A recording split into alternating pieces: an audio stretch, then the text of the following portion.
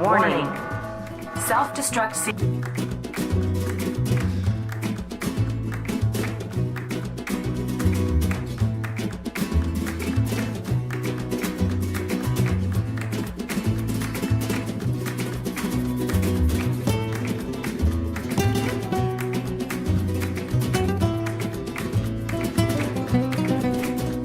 All right, how's it going, boys? How's it going? Sorry, I was actually sorry by the little bit of delay. I was actually kind of fixing some stuff. I noticed the Twitch stream was not starting. On top of that, I noticed too that there was something else that was going on, so I'm like, I gotta fix it real quick. But anyways, that's just the beauty of live streaming, right? I got it sorted. But boys, in today's stream, obviously, I'm gonna have a guest, aka Suzie Hunter, Sphere Hunter, who I'm super hyped to have because we're gonna be chatting about a bunch of Resident Evil topics. But yeah, I'm gonna bring her in right now. So 1 second, boys, we'll do that. And hold up, I also gotta unmute. And where is the unmute? Is hidden. That's not helpful. Oh no, hold up. No, you're good. We can hear you actually. We can hear you. Hello. Hello. Yeah, how's it going, boys? I'm here. Finally. Yeah. How's it going? So yeah, thank you so much for joining Sphere. And let me know, by the way, if you guys can hear her. You guys should be able to, unless I missed something, because everything kind of got shifted because I took out some stuff. But like how many things are you streaming on right now? How many platforms? Twitch and YouTube. Yeah. Twitch and YouTube. Oh my god. And also YouTube Shorts as well. Yeah. So like, you know how YouTube has kind of done that new feature where they're also implementing. So like if you just stream on YouTube, it'll split it. So kind of 2.5. I would say 2.5. It's a little bit. That's pretty cool. Yeah. I didn't know. I guess that makes sense, right? Because you could do it on like TikTok now. You could do like full live streams. So yes, yeah, that makes sense. So they just added that. Yeah, they just sent me a message for that, and I was like, okay, let's do it. Let's give it a try. But I don't. Do you know? Apparently, like leading up to RE9's release, like YouTube just like randomly sent out one of my videos to everybody, like in an email. So I got like a bunch of new comments on this video. It was like one of the trailer videos for RE9, and it was like this big like press release that I did not know about at all. Like nobody told me anything about this, and it was like, oh, if you want to get caught up with RE9, watch this video. And like so many of the new comments were like, why the fuck did I get an email about this? Like this is so weird. Like, and I was just like, what? That's crazy. That's backfire. That's actually kind of creepy. Yeah, because I know like YouTube's algorithm is pretty good, but also like getting like a personalized email, like you'll enjoy this, take this, like that's crazy. Yeah, we know you will. And it's like, how do you know? That's wild. That's so crazy. How's it going? We're here. How's it going, chat? Said Sombra says Queen. On Clash Regular said, let's go. Nice of you guys to join us. Yes, we can hear the RE Queen. Yeah. Thank you so much for subscribing, John. Big fan of you both. Thanks for everything you guys do for the Resident Evil community. Oh, that's super nice, Ian. Thank you. But yeah, what was I going to say too? Sometimes there might be a little bit of delay, so if that happens, it's not me interrupting. I also forgot to mention too, right? Because there might be like a micro delay. Yeah, but yes, we're here with Sphere Hunter, like you guys were saying, the Queen of Resident Evil. I've never heard that one, but hey, we'll roll with it. But now, speaking of which, I did kind of want to ask you, what kind of made you start with survival horror or / gaming, right? Because I know, is that a fair assessment? You are, that is your bread and butter, correct? But what made you kind of start your channel, and how long have you been doing it? So I started making YouTube videos just because I have always been like such a huge gamer in general. I imagine probably started around the same time you did and a lot of other people did that like Resident Evil, because as you know, Resident Evil is very old now, and we're all very old. We're getting old. Yeah. Um, Just calling so everyone it Ugg. was, yeah, I for mean, you're real. right. So You're it right. it was kind of like this thing where I was like, well, I want to like express my fandom in like a more honest, like detailed way. And I actually started with Final Fantasy videos back Ooh. like almost 10 years ago. So I've been like on the Sphere Hunter channel for 10 years. So it was all like Final Fantasy stuff, funnily enough. And then I believe when RE2 remake got announced, I was like, oh, I'm gonna make like a video breaking down the RE2 remake trailer, right?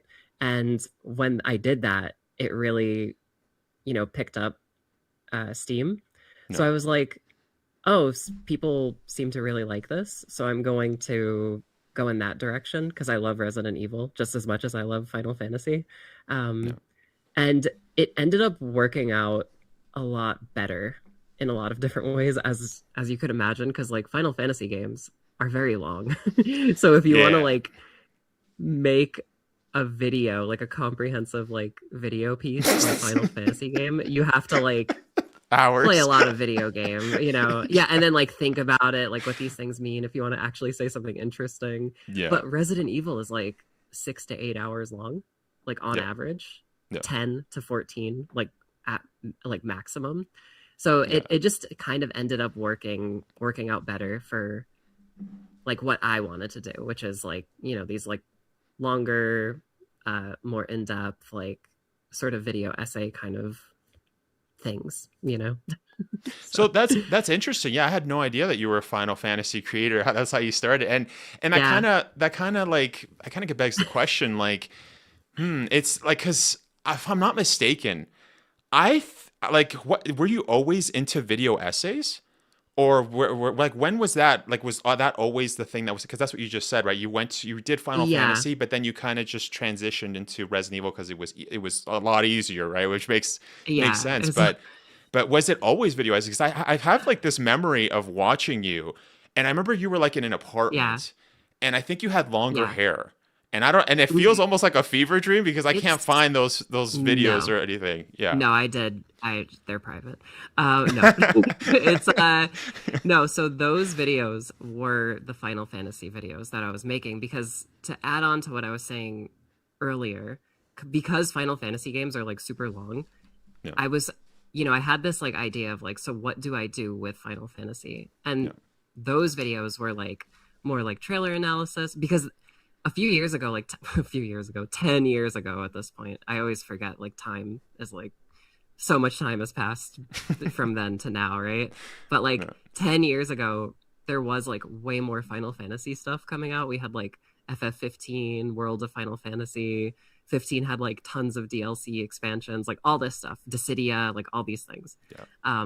We were getting like remasters of like 10 and 12, and like just so much stuff was coming out. Yeah. So what I was doing was like, oh, top 5 lists or trailer analysis, trailer breakdowns, like that kind of stuff. And to me, it wasn't really like scratching that itch, like the Hmm. creative itch that I had. Yeah. So one of the first biggest projects that I did was I wanted to do like a sort of like review retrospective on FF12, because it had just gotten like remastered. Yeah. And it's really funny because back then it was like I was even saying like things that I'm still saying now, where I was like, do we really need all these remasters and remakes and blah blah blah? So like it's really funny. Like I've had this like kind of consistent like viewpoint, but that was sort of like the first big thing that I worked on, and it took me like weeks to make it. And if you watch it now, it's like I think it's like 13 or 15 minutes long, and it took me weeks to make it because I was like figuring out how to edit and like Yeah. record sound better, and use the video game as the B-roll footage and all this kind of stuff. So anyway, long story short, like that video kind of didn't end up panning out the way I wanted to. And then that's when like Resident Evil sort of started to become relevant to me and to my channel again, because as you know, like Resident Evil was kind of like dead in the water for a few years, So like we Yeah. didn't really have like a super concrete reason to Consistent. talk about Resident Evil. Yeah. Yeah. Yeah. Obviously 7 was out, and I did make a Resident Evil 7 review back then that I Yeah. have also privated and will never see the light of day. Don't even worry about it. Yeah. But Yeah. that's kind of the thing where like they were all like both of those like franchises were like always in rotation on my channel, but Hmm. Resident Evil just like became more relevant. It picked up steam, and I thought to myself like, well, I have all this knowledge about Resident Evil, and I could like do a service to the community and like make better videos about them. I hope that answers your question. That was like such a long, No. I like I long-winded said thing. that. Yeah. No. I definitely. This is something that I had no idea, and this is something I was kind of asking myself for a number of years because I remember watching like you doing a different style of video, right? And so that's what you were just mentioning, right? Is that Yeah, yeah, you did switch over. So I'm curious, I guess during that time when you did the Final Fantasy 12 and then kind of I guess it would be a video essay or retrospective, you learned how to do the edit and stuff yeah, and then went through all of that hard stuff. I guess that's why it took you weeks, right? Because it's just a yeah, new ball game, a new kind of style. And then going into Resident Evil, I imagine it maybe a couple of months or so. You kind of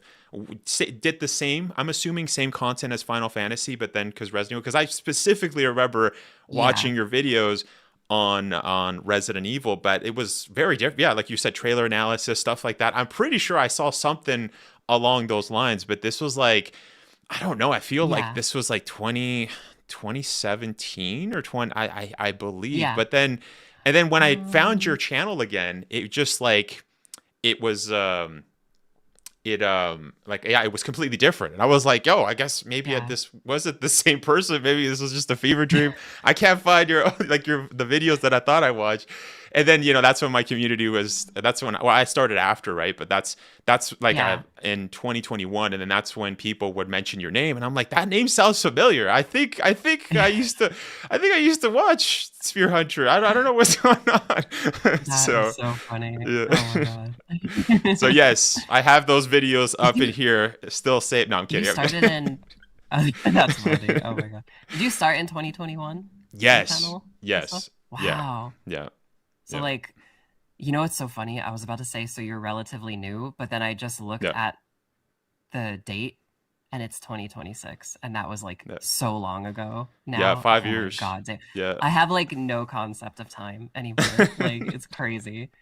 Well, it is kind of, I don't know, I don't know if this is just with me or if it's just maybe it's with you, right? I noticed, but for me it almost feels like time feels like it's a little bit slower sometimes, like especially if you're working on a big video. It's almost like the week is just kind of slowed down, but then all of a sudden it's like the year is faster, if that makes sense. I don't know. That's what I kind of feel No, in my own. Yeah. that makes sense.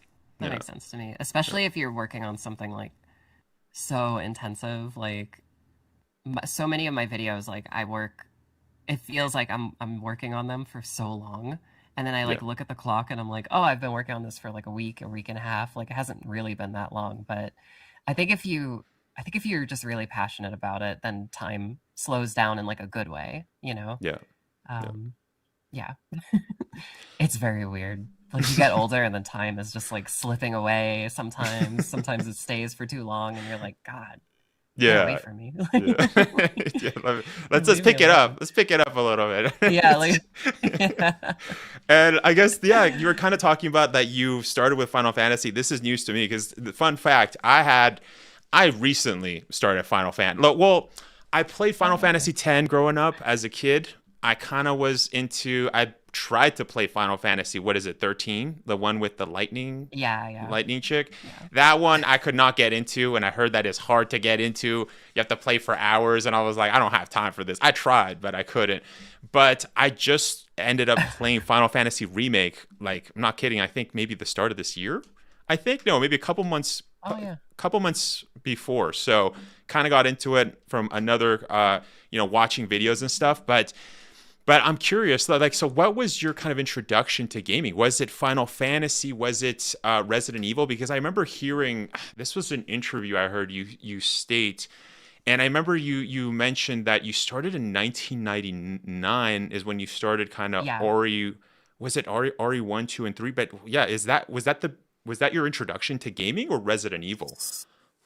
So the first game I ever played was Super Street Fighter 2 on SNES. So that was like the first game I played when I was like a little kid. Um, and that was kind of like you'd play it with the family kind of thing, like when everybody's like over. But it was around 1999 when I first started to like really get into games like solo. Hmm. Um, and I did, yeah. So the famous story goes that, my brother, he came home from work one day and I had told him that I wanted to play as the blue guy who was on the cover of PlayStation Magazine. And the blue guy was Leon. And it was like an Oh. RE2 advertisement. So, he comes home one day. I think what ended up happening was he bought RE2, he borrowed RE1 from a friend, and then he borrowed RE3 from another friend. And RE3 was like the new game at the time. So Yep. I actually got to play all three of those games back to back, like that summer, And it was Damn. kind of like that's just where everything started. Like it was like the most formative experience for me. And from there, it went to like MGS1, obviously FF7 original, FF8 and 9 and all this kind of stuff. And then FF10 was another like formative game for me. So That's interesting. that's I how see. I So got my start. was that all on 1999 then? Is like when you played all those games? No, because when did Uh, Final Fantasy X, when did that release? Because um, I remember playing it way later, but I don't know when it that actually. was yeah, that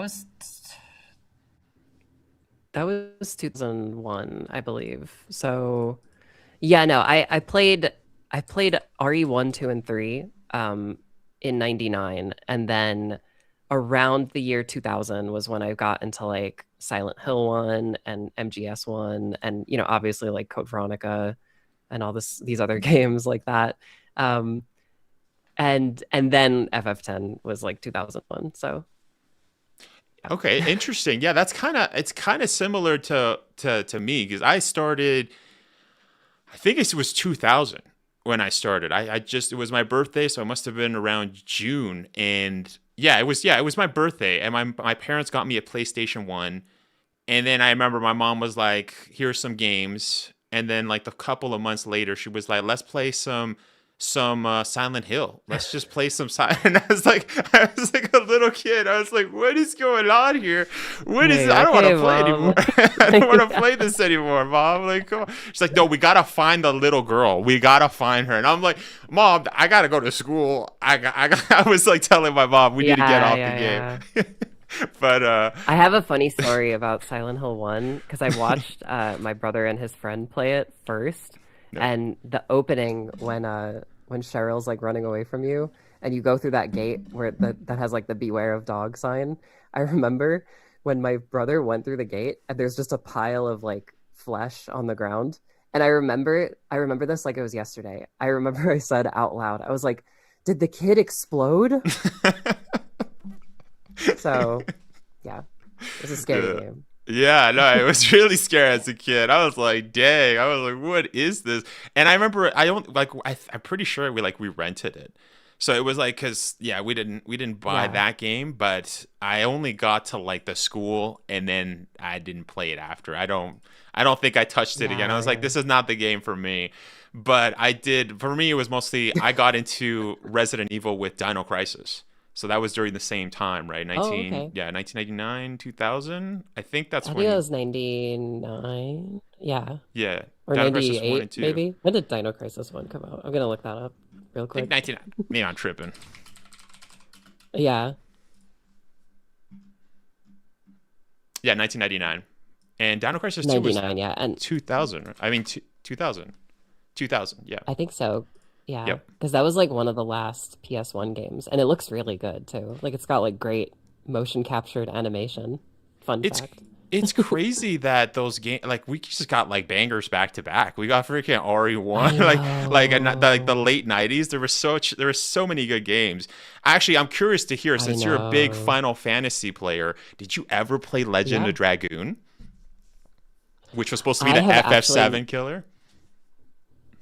No, I've never played it, but I know about it, like obviously, like through Yeah. cultural osmosis, but I've That's never played funny. it, That's funny. unfortunately. You know what? Yeah, there's not too many people that have played it, and for me, it was kind of reversed because I played Legend of Dragoon, and everyone said to play FF7, and then when I played FF7, I just wanted to go back to play Legend of Dragoon. So it's funny how the FF7 killer kind of worked for me as a kid, but yeah, for like Yeah, I said, yeah. I just love getting into that. story recently. So that's basically yeah, that's funny. And I guess I kind of wanted to ask too, because we were kind of talking pre-stream, but you were mentioning that you have your whole booth for voice acting. And Oh it's yeah, funny yeah. because I have heard you in games, right? Specifically like the Night at the Gates of Hell, I believe. Well, it was I did not play Yeah. this actually. I did not play Knights of the Gates of Hell. I was watching my friend play it. Shout out to Virus the Virus because he plays a bunch of indie games and he's always like, "Yo, Eder, you got to play more freaking indie games." And so I was like, "Okay, I got to." And then that one was kind of weird. I'm not gonna lie. And then Elisa as It's a well, which little weird, I yeah. want to play. Elisa looked like so many RE references, so many like there's. It was kind of like I wanted to ask you, how was it working on those projects, and how did you get? For like, what was your? I guess maybe we'll go back a little. What was your first voice acting role? Like, how did that start? So the first voice acting role was Elisa. Oh, And yeah, and it's really I really cherish that game and that experience like working on it. Because I did get to do a little bit of like writing, because the creator of the game, Casper, like English is not his first language, so we had a lot of fun like workshopping some things like the dialogue and like how the character would sound, because it hmm, is like the character that I'm playing is kind of like this ancient knight woman who's been like trapped in a metal garden for God knows how long. Um, yeah, but it is really funny because when I was younger, like obviously, when you're a creative person, you try your best to like explore a lot of different fields yeah, for the arts. So like yeah, music and acting and all these kinds of things. So I had like a little bit of experience already with like, community theater acting like back in New York, and I have like family members who are actors and whatnot, on like Broadway and all this kind of stuff. cool. Um, but so it was really interesting. Like I was kind of during the recording process, I was applying like things that I had learned from theater, Yeah, and it was funny because the creator, Casper, he was like, you need to slow down. This is a PS1 game. And I want it to feel like a PS1 game. Because I was like really going for it, like getting into like super emotional and all this kind of stuff, like fighting the main character. And then he was just like, this is great, but you need to like figure out how to do this slower because it's not gonna match like the more stilted PS1 animation I'm going for. So that was like mm, a whole like learning experience in its own right. yeah, And there have been games like ever since where like, that I've done where they're like, hey, why don't you slow it down a little bit? And I'm like, oh wow, it's just like Elisa. It's like Elisa. Um, and that's for interesting. so that was the first one, and it's really fun going back and listening to it because I was less experienced, Yeah, and now like it just makes me appreciate the work because I've definitely like grown a lot more in the voice acting world, yeah, just like skills wise. yeah, Um, but Night at the Gates of Hell is funny because that was one part of like a bunch of different games I did for Puppet Combo, which is the like video game production company hmm. that made that game. So they made like other games like Nun Massacre and Sniper Killer, like all these like Yeah, I really think edgy I've seen games. that game on Steam or on PlayStation, I believe. I don't know, I saw it somewhere. Yeah, I was like, Yeah. None Massacre. I was like, what is what's going on here? Yeah, and it's just the most like it's like the most like 1970s like exploitation horror Hmm. like kind of genre, like Texas Chainsaw Massacre like Yeah. level Yeah. of like character acting. Um and I did one of those games, and I think the first one I did was Nun Massacre, and then from there they kept calling me back. They were just like, "Oh, do you want to do this game? Do you want to do that game?" And I was always just like, "I'll do whichever games you want as long as I get to play like a different character in all of them instead of like, the same kind of character." So they gave me a lot of different work, but Night at the Gates of Hell is funny because uh I was just kind of like crypt zombie, you know? And Yeah. at one point the director of that game was like, "Do you want it to be you?" And I was like, "Well, what do you mean? I'm like in the game already." And he's like, "No, like do you want the zombie to like look like you?" And like and I was like, "Oh, hell yeah." Like and it's like the most like jacked up looking version of me with the hair and everything. Like it's very funny. You Yeah, could shoot me right in the face. It's so yeah, when that scene popped up, I remember like the chat was going crazy. Like, is that Susie? That's Susie. Ah! It's like, yeah, I that was appreciate that. that was a crazy. Like it almost feels like a fever dream, that game. But it seemed like it must have been really fun to work on. But I remember that. That was Yeah. yeah, that is like the most fever dream one for sure. Like like I remember even when I played it, like it was scaring the shit out of me. It was making me laugh. It was like making me go like, what the fuck? Like the whole time. Like it was just like the emotions were like all over the place, just flying around. Yeah. Yeah. So And kind of, yeah, leading up to that too. I mean, I also have seen that you were played a character named Stella, right, in Cyberpunk oh 2077, yeah. the DLC, right?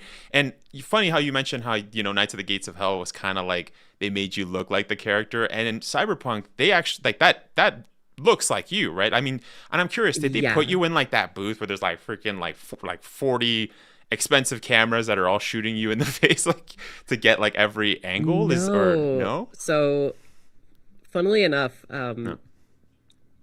Cyberpunk is like the newest kind of game that I've appeared in. No. But the way they did it was actually like the old school method of Mm. creating a character model.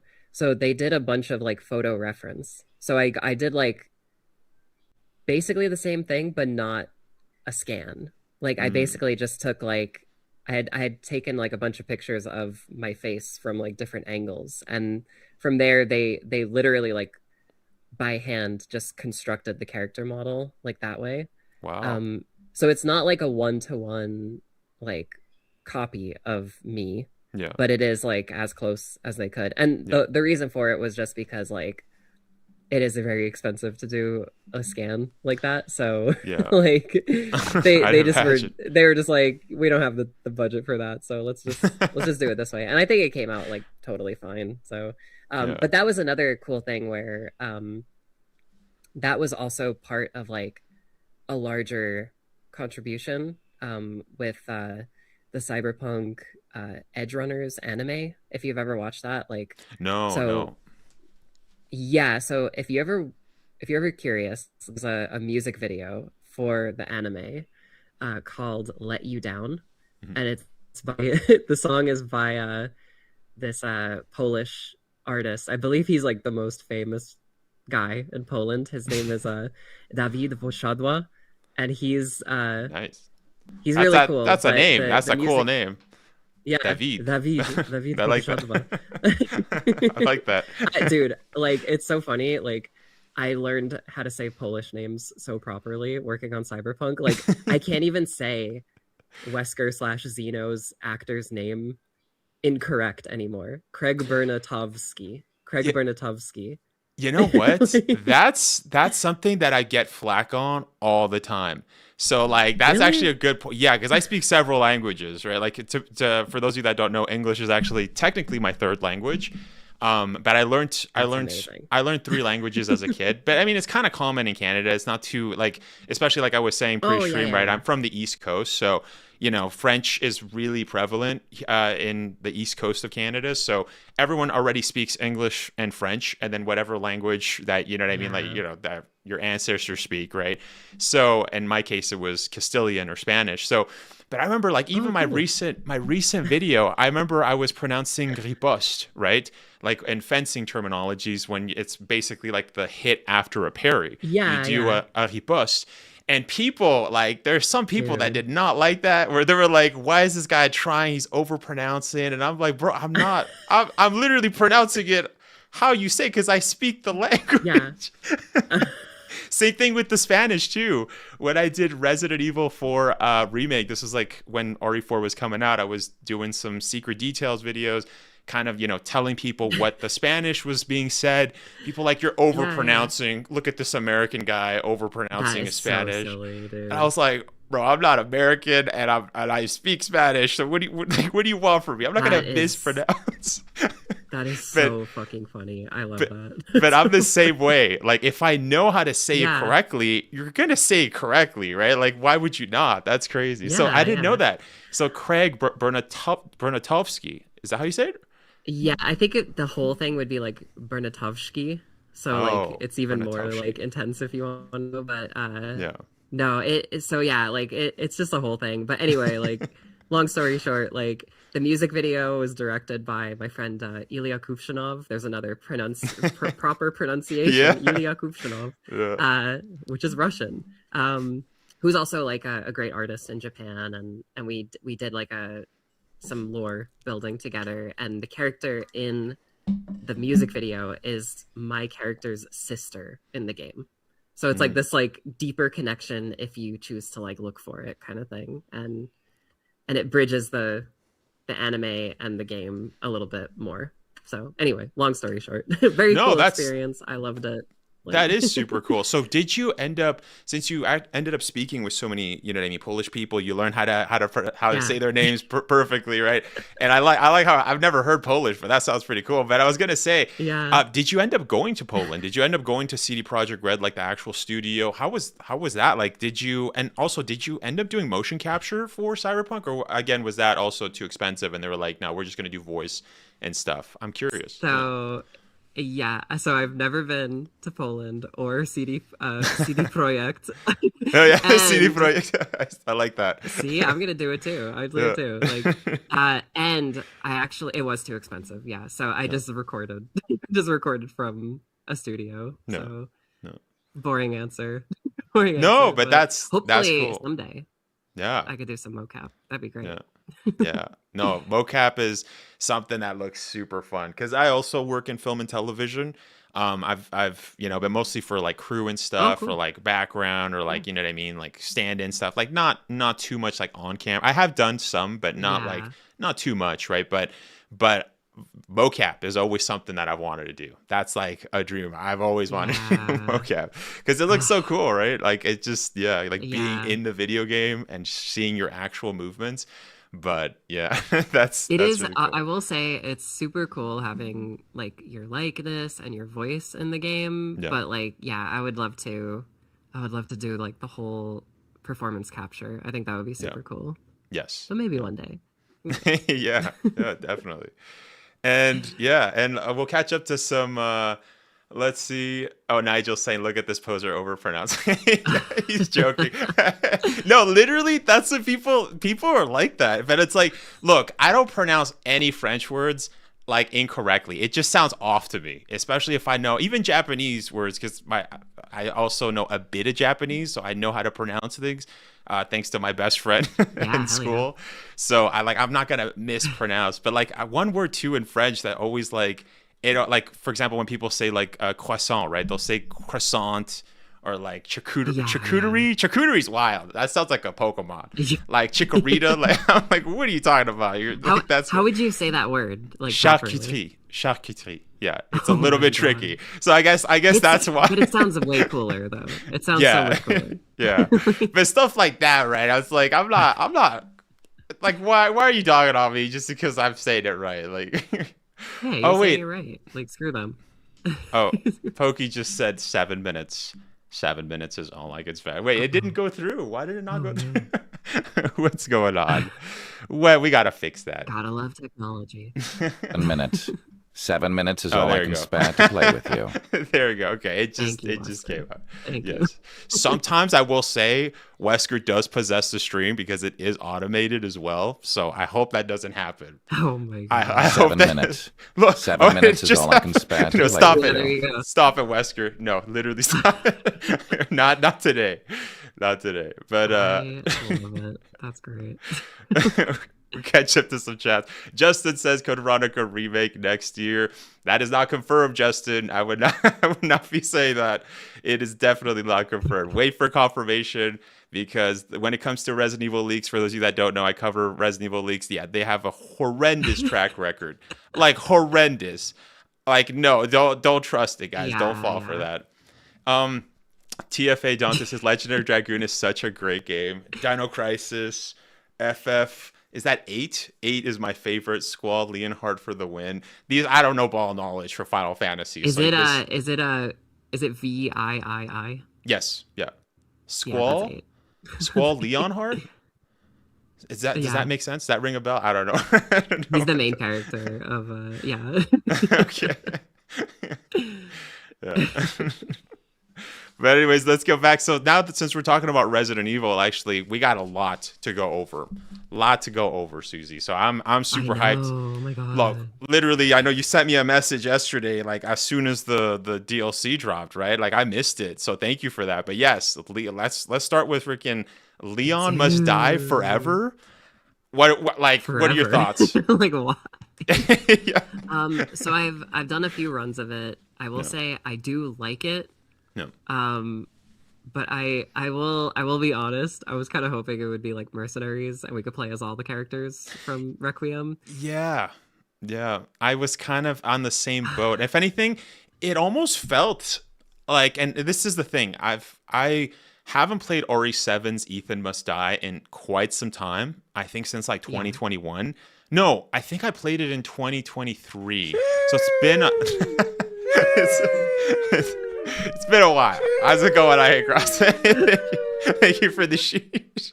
But it's been a while since I played the Ethan Must Die. And honestly, I remember not liking it. I remember it being just like a lamer version of Mercenaries.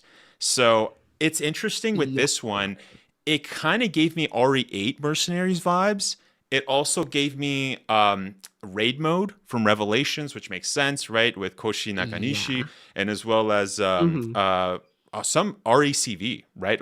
Because just like with the battle mode, because you know how you in battle mode, you kind of go through several doors and then it kind of takes you to somewhere else, right? Obviously, just a little bit of a hint of several kind of game modes that we've had in the past, right? But I couldn't really remember RE7's Ethan Must Die. That just kind of went over. I just remember not liking it. But yeah, so after, did you end up playing? I only beat it once, actually. Only did the rank 1, I believe. I did rank 1 and 2. And to add on to what you were saying, it is definitely like, it is absolutely like a mixture of Ethan Must Die, Mercenaries, and raid mode, because you're kind of like going through the whole game in like an abridged way. Yep. But you are timed at the same time. Yep. And like getting kills adds to your time, and you have this like pressure. I kind of wish there was a mode where you could just not do the timer and you could play it more like raid mode. But I will say I have been enjoying like playing it because it is truly random. Like every drop is completely random. The risk reward is like incredibly high because if you die, that's it, and you have to start all the way over again. I wish there was a little more meat on the bone, if that makes sense. But I will also add, I'm sure you noticed this and I'm sure everyone else noticed it. Yep. The menu says extra games with an S. Yes. So to me, that feels like, okay, maybe later we'll get like Mercenaries or something else, like, to kind of, again, like scratch that itch of like, oh, you could play as Grace doing something crazy. You could play as like Victor or Zeno or whatever. Like Zeno, really it has to be. It has to be Zeno. It literally has to be Zeno. I want to do like the Wesker from RE4, like the hand parry. Again, I want to do that. I want to do it. But I might be biased because I like Wesker, so. Oh, of course. No, I also want to play as Zeno. It would be really funny if they just like lifted his entire like character framework and just put it in Requiem, like the RE4 remake like version of him with the same like lines and guns and everything. They're just like, whatever, like just put it in. Just copy paste. I mean, I would still be happy. I don't think anybody would complain, right? I mean, it's kind of like I recently heard like modders have put. I haven't played RE9 on PC yet. But I've seen the merchant, right? They put the merchant, which is cool. That's so cool. It's like totally him. Like he talks and everything. It's like, how did you guys do that?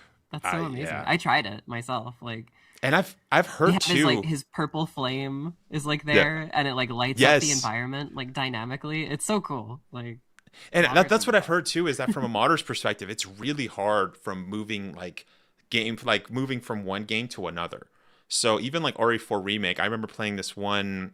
It was the Berserker 2.0 mod, the No Time for Death, I think it was called. That one specifically, they added like Mr. X's in there, but they basically kind of used like the character model for Vitores Mendez, right? The big cheeks. Okay. They used him and then kind of like molded it to look like Mr. X. It was still goated. Yeah. It was still great, but seeing that level to like RE9 have an RE like merchant right there, that's crazy. I don't know who worked on that, but that's like congrats. Like they did a fantastic job.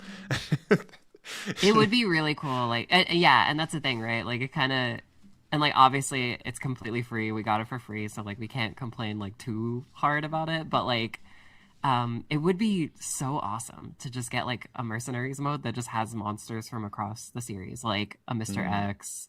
Like just randomly dropping in, or hunters, or like lickers, like advanced lickers or whatever. Like just give me a mode that has all of that stuff in it. I think like Revelations 2 had its raid mode had like a bunch of RE6 maps. Like that was like so cool. Like it felt like you were getting this like really all-encompassing like experience. That was the second one, right? Yeah, and you could also play. I'm pretty sure it was the second one. Yeah, that they added. That's right. They added all the maps from RE6, which is super chill. But that would be sick if they did that. But also for it being free, that is like kind of asking like that. That could be its own game, honestly. Kind of like Mercenaries 3D.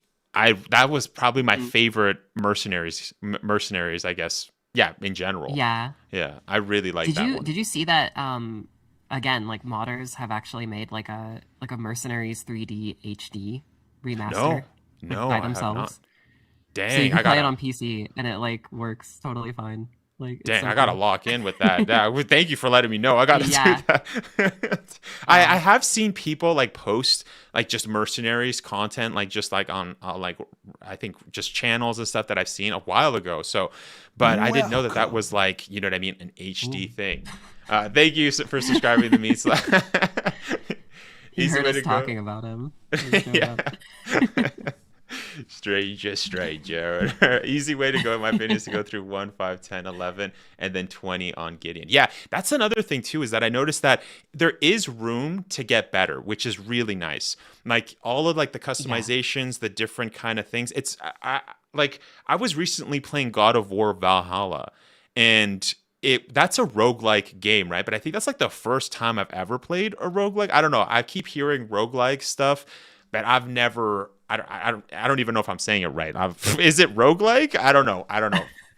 Like I said, I have no knowledge in this. I have no ball knowledge. But it kind of gave me similar vibes to that, because it's kind of making you replay the game, right? You keep dying, you keep restarting and doing it. So there's a bit of that kind of, I don't know, rogueness, if you will. Like I said, I don't know. Correct me if I'm wrong. No, I think you're correct. I think a roguelike is like a true, like you die and then you start over from scratch. I think a roguelite is your upgrades carry over. Yeah. So, Leon Must Die is definitely roguelike for sure. Yeah. And on top of that too, you were kind of mentioning stuff that they were kind of missing out on. I will say it was interesting that they added new challenges, which is good, right? To get like the, I was going to say, channel points. I was going to say the abbreviation, but that's crazy. I don't know why they keep. I don't know. To be completely honest, I don't know why they keep having those two letters next to each other in video games. Like, hey, maybe we should not do that anymore, guys. Yeah, like, it's kind of crazy. It's kind of wild, but yeah, I'm looking at you, Call of Duty. Like, what's up? Stop doing that. Anyway, I was gonna say, like, it's great that they added new challenges. But I didn't like how the challenges you can't bring over to Resident Evil 9, because that was one of the things that was kind of like my nitpicks of the game, because I thought Resident Evil 9 is great, it's fantastic, right? And I have to post my review still, but people that were there, you guys know my thoughts. I thought it was fantastic. I had a great time with it, but one of my nitpicks is that there wasn't enough guns, right, for Grace at all. There was not enough like yeah. costumes and stuff, like things to add, like especially coming from RE4 remake, where like they added like cat ears and like a chicken and thing, like just they went crazy. Yeah, Sunglasses, yeah. which I thought was like that was super cool because you can make everybody just wear shades and look like a badass. But it's just Wesker literally. So that was a little bit like I was like, okay, that's great that they're adding you out like new kind of like outfits. I think they added like one with a car. What else did I see? I saw there's something crazy too. I think there was also ears, right? Did they add like a cat ears or something? Fox ears? He has the wolf set, so he has like the ears and the tail. So it's like what Eder got in Separate Ways DLC. So it's a little unfortunate that you can't use that stuff in the main game because they give you a brand new axe too. They give you like an axe that lights zombies on fire. So like, I haven't gone that. Like, let me use that. I got the but kicking one. But it's only for Leon Must Die.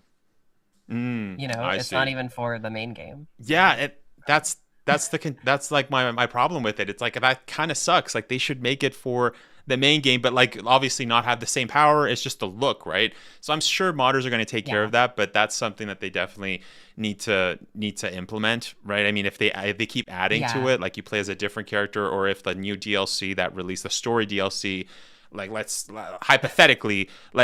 just insert whatever character. That character can also be in their version of Must Die, right? Forever. But also trophies. Was it just me? They didn't add any trophies or any new trophies. Like achievements, right? No. Yeah, that was kind of like trophies, dude. What the hell? That's kind of sad because that was also another nitpick of mine for RE9 was that there wasn't a trophy for hard mode, insanity. There was no, and I don't like that games are doing that, where they're basically making it so that they kind of everybody gets a platinum trophy. Everybody gets 100%. You get it. It's like, whoa, guys. It kind of seems it was really easy to get like 100% on that game. Too easy. And it was, I you know what? I'll echo that sentiment too. Like I feel like there were also things about the game that I feel like could have been trophies. Like even just like little things that you can do like in the game itself, like that little like casino board in the gallery when you play as Grace, like let me figure that out, because you can like figure it out like and get a free coin out of it, and then like maybe I can get a trophy or a challenge for that. But they didn't do it as deeply as I would have hoped. And I feel like out of anything, that definitely does feel like the most like rushed element of the game is like unlockables and replayability. Of course, I've replayed the game like 100 times already, like I just love it, right? But yeah, no, like there's definitely like not as much incentive as like RE4 remake, for example. Like RE4 remake, like I feel like I was playing that for months before I got the platinum or something, like it was really challenging. Yeah, or like adding in like trophies, like all the references that you can find, right? Like for example, like seeing Spencer's chair, you could miss that, right? Like getting like certain trophies, or like get like this amount of references, kind of like I think Silent Hill 2 did something similar, like the remake, right? Like you could find, I don't know if there was a trophy for that. If there wasn't, there should have been. I don't know. It's been a while since I looked at the trophy list for Silent Hill 2 remake. But also like, pairing, like incentivize, like maybe pairing like, I don't know, like 500 enemies or something crazy. So again, it adds to the replay factor, something like that, right? But that I really like what you mentioned there, right? Like there's a lot of missed opportunities where they could have had us, you know what I mean, just do, or also, yeah, because they only had the speed demon, was it? There was like no health kind of run, and then no healing and no item box as well. Yeah, but those were like you could do that all in one like playthrough, which is what I did. Like it's too I don't know. They need to make it way harder. I also think, if I'm being 100% honest, they need to kind of do like a RE6 thing here and add like a higher difficulty, like freaking No Hope was added to RE6, because like I like Insanity, but also, too, this is something I mentioned in my review, but I think that there should have been an extra difficulty mode between standard, classic, or modern, and Insanity. There should have been a hardcore in between there, and then maybe like another extra extra insanity or something. But I don't know. What are your thoughts on that? Yeah. No, I completely agree. Like there should have been a hardcore difficulty, like before insanity. Just like how like RE3 remake and like 4 remake did. Like, because it feels like, because there is like an added challenge for grace because you have to use ink ribbons to save, but Leon's game goes like relatively unchanged. You know, you're just kind of doing, you know, standard classic or standard modern again as him. You know? Yeah, and also you could just finish all the graces and then just go to Leon, and then like you were saying, where you go to standard modern where it just auto saves, and it's like, bruh, like can we also give Leon like some ink ribbons too? It was funny though because it kind of like gives less ammo or something, you know, like just something to like add to it, you know. And that's kind of interesting too. Like I guess since we're talking about RE9, I'm very curious. You know, I noticed when RE9 was kind of being announced, all the trailer, and I'm sure you probably noticed it as well, but all of the RE6 mentions the freaking like, oh my God, the director mentioning Jake and Jake's story and how, hey, like they like mentioning it after like how many years? 2012, October 2nd. Like that's like, how many years is that? It's too early for maths. It's always too early. No, I'm kidding. Yeah, math is hard. It's a long time. It's a long time. All right. So it's like, that was crazy. So what were your thoughts on all the RE6 like nods, mentions? I kind of, to be honest, like I kind of loved it, like all of them, because you know, the other night you and I were like chatting and just kind of talking about like, you know, we don't like, we kind of share like a similar feeling on RE6 where it's like, we don't hate the game, but we don't like love it either. But it does have some really cool ideas that could be expanded on. And I actually do love how Zeno just name drops the assassination of Adam Benford. Like that was like so wild because, and what it does is it just like adds so much to that entire plot point of RE6. Like, he's about to go public with something and you think like, oh, maybe he's going to just go public with like, you know, something that Umbrella did. Like, oh, Umbrella was responsible for a zombie outbreak or whatever, you know, like destroying the world essentially. But really it was about Elpis and, you know, mind control. He thought it was everybody thought it was mind control before they figured out what it was. So it's just like things like that really, in retrospect, like strengthen RE6's like plot points. And also like like you're totally right, like mentioning Jake is insane, but also like having RE6 Sherry come back, like same voice actress and everything, like unbelievable. Like it's such a great idea because we just got like RE2 remake a few years ago, so Sherry's like on people's minds right now. So it's like, why not show her like still working at the DSO and, you know, suffering from the same curse that Leon is. Like, I don't know, I kind of loved it, and I can't believe I'm saying that about RE6 stuff, you know, in another game, you know. It's honestly, you mentioned the Sherry thing. Fun fact, I actually theorized that the next Resident Evil 9 should have Sherry and bring back Wesker. I said that 2 years ago. Dude. 2 years ago, I was like, this is what needs to happen in the new Resident Evil 9.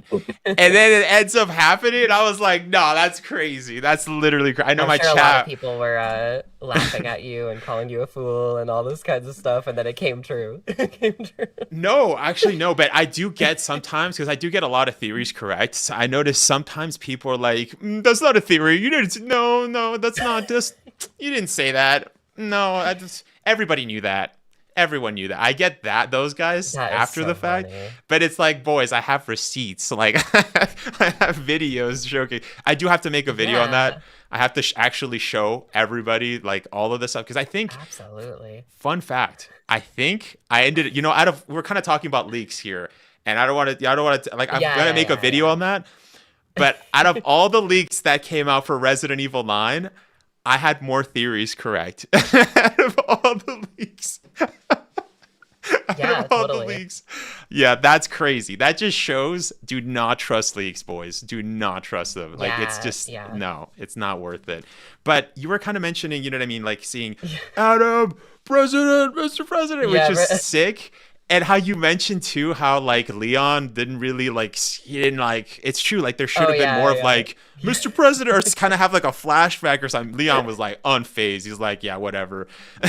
let's keep it He's moving. like, yeah, that's like 14 years ago, whatever, who cares? Like, yeah, I don't got time for that. But that was an interesting point that you made. But also going back to with like seeing the connections, kind of seeing like the extent of their, I guess, their influence, their control, like, because we saw like emails from like, what is like the U.S. like defense or something, I don't know, it was something in ARC, you know what I mean, like there's emails going back and forth, like just the amount of control that was going just to protect ARC was really cool. And also seeing like, we saw HCF boxes, we saw Tricell boxes, right? So Wesker was there. Wesker was doing operating stuff for a long time. So it's really cool that they're by just. the way, have you heard my Xeno theory? No. I have not heard you. I talk about it. It's like it's more towards the end of my big like RE9 story video. And it is a little, it's like a little contentious. Like a lot of the comments were like, you know, that's a great theory, but like I don't believe it. Like I think it's this, whatever. It's a theory, so like calm down, guys. It's a theory. Like I'm not trying. Yeah, exactly. Dude. Like say it louder for the people in the back, right? But that's what we have to go through all the time. But anyway, like my whole theory was like, I feel like Xeno, and obviously again, guys, theory. I could be wrong. I don't care. If I'm wrong, great.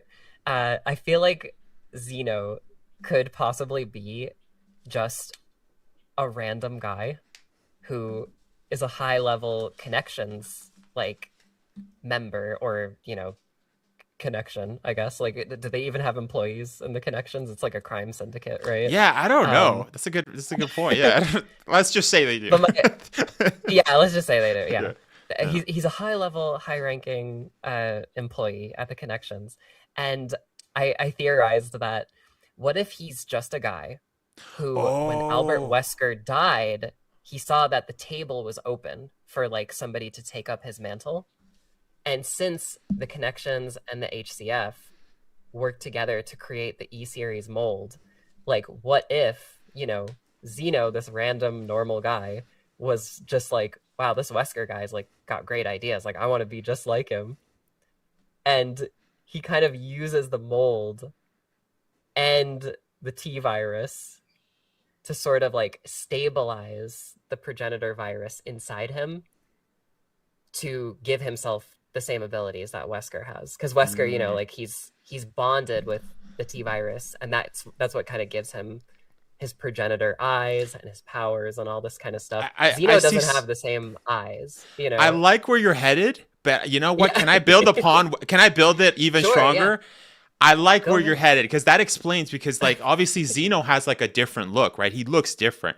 But if I can add to it, I think instead of him going, because that's where I think you probably lost like some people, where it's like, no, that's definitely not happening. It's because you have to bond viruses, right? And bonding viruses is very hard. But I think, since we were just talking about Resident Evil 6, what if it was like a Carla situation? What if the C virus, you know how they basically copied Ada, and that was like that whole weird like Simmons wanted to have Ada, but that he did that with Wesker. I kind of like that. Yeah, I like that. You want to know something? I actually thought about this yesterday because I literally replayed Leon's campaign in RE6. We just talked about Leon. You were actually playing it? I know.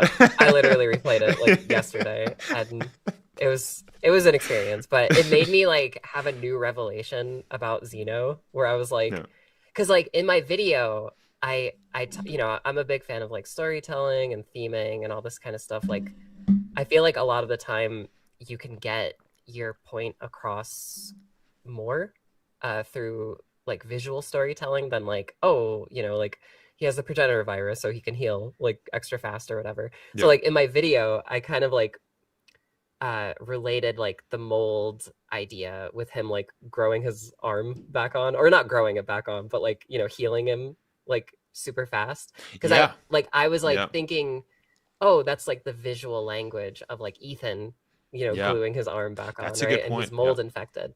Yeah. But listen to this shit.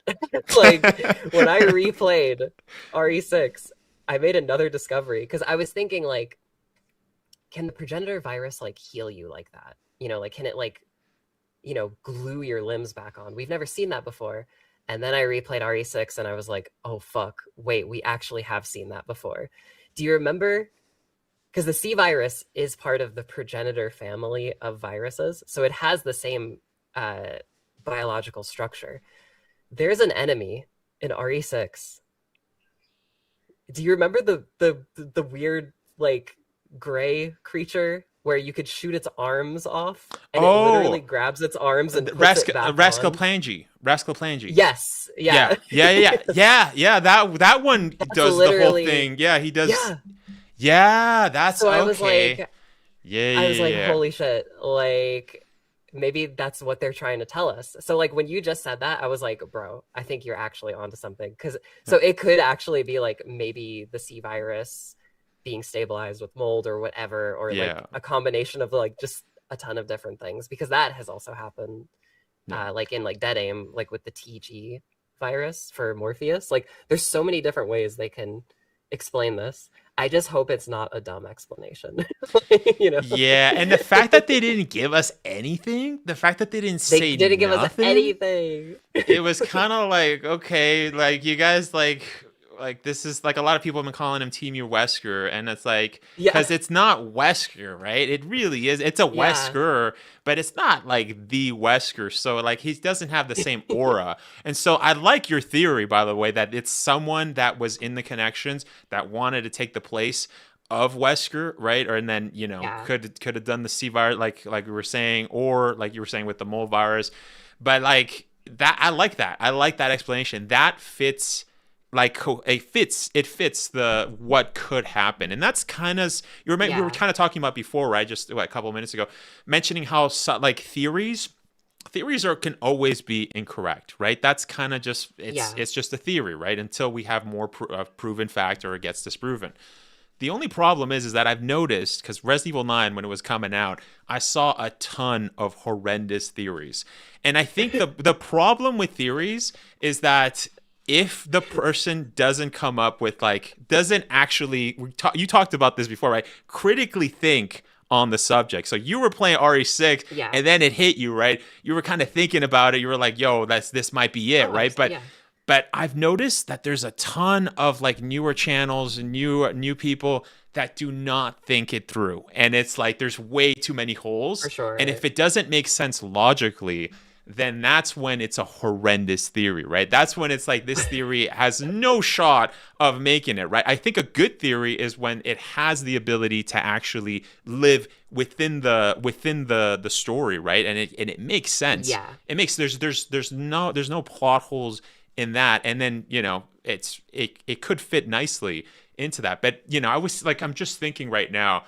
Like I was kind of hearing it through other viewers that were telling me, like, for example, people were saying that Victor was Wesker, Victor was Spencer, Victor was the man in the suit was this character, was Ethan. Like people were just it almost felt like they were just shooting in the dark. They weren't critically thinking about anything. Yeah. Or one theory too that I was like, bro, that's never happening. Is the Lisa Trevor theory for Marie and stuff. I was like, yo, this makes absolutely no sense. Do you want to know something? I think I may have created that theory. The Lisa Trevor? I think I actually came up with that. Oh, I thought it was someone quickly else. Dispelled by Nakanishi, but the reason why I thought it was Lisa Trevor was I went to Summer Game Fest last year, and I got to play the little opening part, and I played it a few times, right? And the opening is just you just run away from Marie in the little area, like the children's ward of you know what I'm talking about. But anyway, like legit, they just gave her Lisa same. Trevor's Yeah. voice. Yeah. And I remember I was looking around at the Capcom folks, and I was like, is this Lisa Trevor? And they were looking at me with like, they were smiling, and they were just like, oh, maybe it is. Like, I don't know. Yeah, we'll Yeah, they're not see, gonna we'll say. see. So of course I was just like, bro, that's Lisa Trevor. Like, absolutely. And I made the first trailer analysis, and I was kind of like, my logic was, you know, if there was, you know, we're going back to Raccoon City, we're like digging up the skeletons of the past, all this stuff, like who knows who's going to show up, like maybe we'll go to the ruins of the Spencer Mansion, like maybe that's what you know, the Rhodes Hill Care Center is like built on top of or next to, like it was like this whole thing, right? Like, and then and I also was thinking like, oh, you know, like Lisa Trevor was a regenerating monster, and I saw with my own two eyes, like this monster goes in the light and gets burned and then regenerates like immediately. So I was like, oh, maybe that's like the same thing. Like maybe that, obviously that didn't happen. And I remember when I got the game early for review, I was playing that part and the voice was completely different. And I was like, oh, this really isn't Lisa Trevor, huh? Like, it felt like a personal stab at me. I was just like, oh shit. Well, yeah, Capcom shut that down. And I remember people were upset with me. People were upset. It was funny. Because I was like, guys, like, Capcom is always like, because it's funny, that's happened to me twice, where I'm like, another theory that I did not like at all was in RE4, where people were saying that it was going to be like, they were bringing like the concepts of RE 3.4, they were going to bring the Hookman. Oh, yeah. Remember, they kept saying the Hookman. I'm like, they're not bringing back the Hookman. Like, that's crazy. No, there might be like a hint of him. There might be like a little like Easter egg, but they're not bringing him in. You're changing the whole dynamic, the whole like structure of the Resident Evil DNA at that point, right? And for sure, sure enough, Capcom shut those theories, like shut that theory down fast. So it's interesting, that was happening, but it's that was more of a copium thing for me, where I was like, oh, it would be really cool if they'd like added a Hookman section, but obviously they didn't. Wait, did you also say that too? Did you start that? I don't remember if I was going like, I don't think I was going like hard for it, you know, like, oh, dude, he's definitely going to be it. No, but I think what I was saying was like more that they're going to try to capture the tone of 3.5, where it was like more serious, more like the stakes are really high. Leon's going to be more like injured, which it ended up becoming like true anyway. Like, you know, like, we got those at the end of that nods, game, right? He's got all his veins and stuff in his face, like. So they added like those kinds of things, but it wasn't like, here's a Hookman, guys. Check it out. I was like, guys, stop! Like, this is crazy. I was like, that would change too much. Like the max it could be is a nod, but it's not gonna happen. People were like, no, it's gonna happen. It's gonna happen. I'm like, yo, chill, guys, chill. And same thing with the Lisa thing. The Lisa Trevor thing was also like, my biggest, and I had no idea it was you, by the way. I thought it was somebody else. But that's funny. But it could have been like, maybe you saw like someone else say it. Yeah. Because I had brought it up or whatever. But like, no, because like once Nakanishi said like, that's not the case, like I just dropped it. I was like, that's probably not the case. Yeah. Because when they do that, like they're literally just shutting it down. Like they're done with it. They're like, yeah. Absolutely. So. But all that to say, my Xeno theory is definitely backed up by very obvious research. Like, oh yeah, guys, maybe he has a little bit of mold in him because he's part of the connections. They created the mold, you know, like. And kind of speaking on that, anyway. There's been a lot of conversations with. I recently had one with one interview, a cosplayer at Calgary Expo. We kind of discussed. We were talking about the hunk or commander kind of theory, where he was saying that is 100, because people were, and this is something that I've heard being parroted, is that commander is what did he say? I think he said that it was a clone. He was saying that it was 100% hunk, and that's just not explicitly stated. And so he was saying how you could even see the raccoons, like, no, he was saying that, that it disappears and stuff. But my biggest problem with that theory, and also, I don't know who came up with that, but I remember a lot of my viewers were telling me, like, hey, this is confirmed. And I'm like, no, it's not confirmed. And the biggest kind of counter that I saw to that kind of theory was the Raccoon City syndrome, right? People were saying that you could see that the commander was infected. And if the commander was infected, then they were like, oh, well, it has to be him. That means that he is Hunk, because Hunk was in, Raccoon City, whatever, right? But the problem with that is that just with Xeno, just like Xeno is technically not Wesker, and he has the same thing on his face, right? He has Raccoon City syndrome. So that's not enough and it to expands. Say. Yeah. Oh, does it? Oh, I see. When he's like, that's another reason why I was kind of like, oh, I think he might be like stabilizing the T virus infection with mold, because like when it's in the scene right before you confront him and then they escape down into the garbage dump together. Yes. The side profile, you literally see it expand on his face, like right before he uses his progenitor virus powers. Yeah. And then when you see him later, it's back to normal, or as normal as it is, Yeah. So yeah. No, Also, there's definitely they've left so many breadcrumbs, and it's like we just have to. I really hope it's not a case of like they're watching to see what the community says, and then they go, let's go with that. I hope not, because that would be some of my viewers were saying that when I said like this is what they should do for RE9, and then like they did like bringing Wesker back. I'm like, yeah, they were watching your video, dude. Did somebody take my homework? I mean, it kind of like that's crazy, but no, I'm just joking. But I, like you said, I hope that isn't the case. You know what? We're gonna take that. Yeah, that's good. Yeah. But I was gonna say too, with like Xeno and stuff, that's another thing that they didn't show us as well is that Wesker's kind of concoction of viruses was a lot, right? And even in Resident Evil 5, we saw that Wesker is unstable. He cannot just be living a normal life. And it's funny that he's trying to even add another virus, another one to his list of viruses. And it's interesting that even the character in RE5, just like Wesker is not even stable at that point. He has to have like, what is that thing? The PW, I don't know, I always forget the name. Yeah. But you know what I mean? The injection. To stabilize him all the time, because it's and he has to have a precise amount.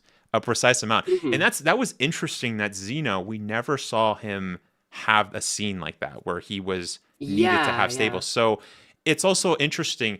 We don't know where Xeno, if we're to assume that Xeno is a clone, we don't know exactly what point in Wesker's career he was cloned in, right? So we don't know if he has, all of these other viruses in his system. Right now, like you said, all we know technically is the progenitor, and we can just guess that it's the mold, right? Or, like it's the C virus, right? Or something like that. But that's also a question that I was a little bit like, what's going on with Xeno, sure. Because I do like your reasoning though, because that definitely makes sense. Where it's like, the real Wesker, the real Albert Wesker, was just like piling stuff on top of stuff, to like help him survive, even, because that's the thing. Like the theme is always like these characters want immortality, and it just doesn't work out, and so they just keep going and going. Oh, maybe this will do it, and that's the thing. Like the reason why I landed on the mold was just because like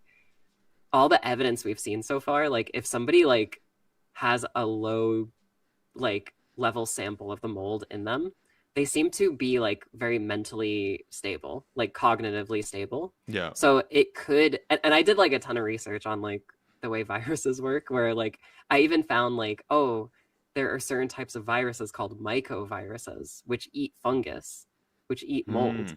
So they could, and the T virus is like a fictional virus, so they can make it have that property of like, oh, maybe Xeno was about to die, like, and be like totally like succumb to the progenitor virus, and somebody was just like, why don't we try out the mold on you and see what happens, so that could work. This is what Capcom wants, by the way. They want us to talk about this so they could choose what it's gonna be. Hey, it could be. Hey, we'll know if the next DLC or the next thing that we start getting a full explanation or like files and stuff. and it's literally just like, yeah, it's just Sphere Hunter. No, I'm just kidding.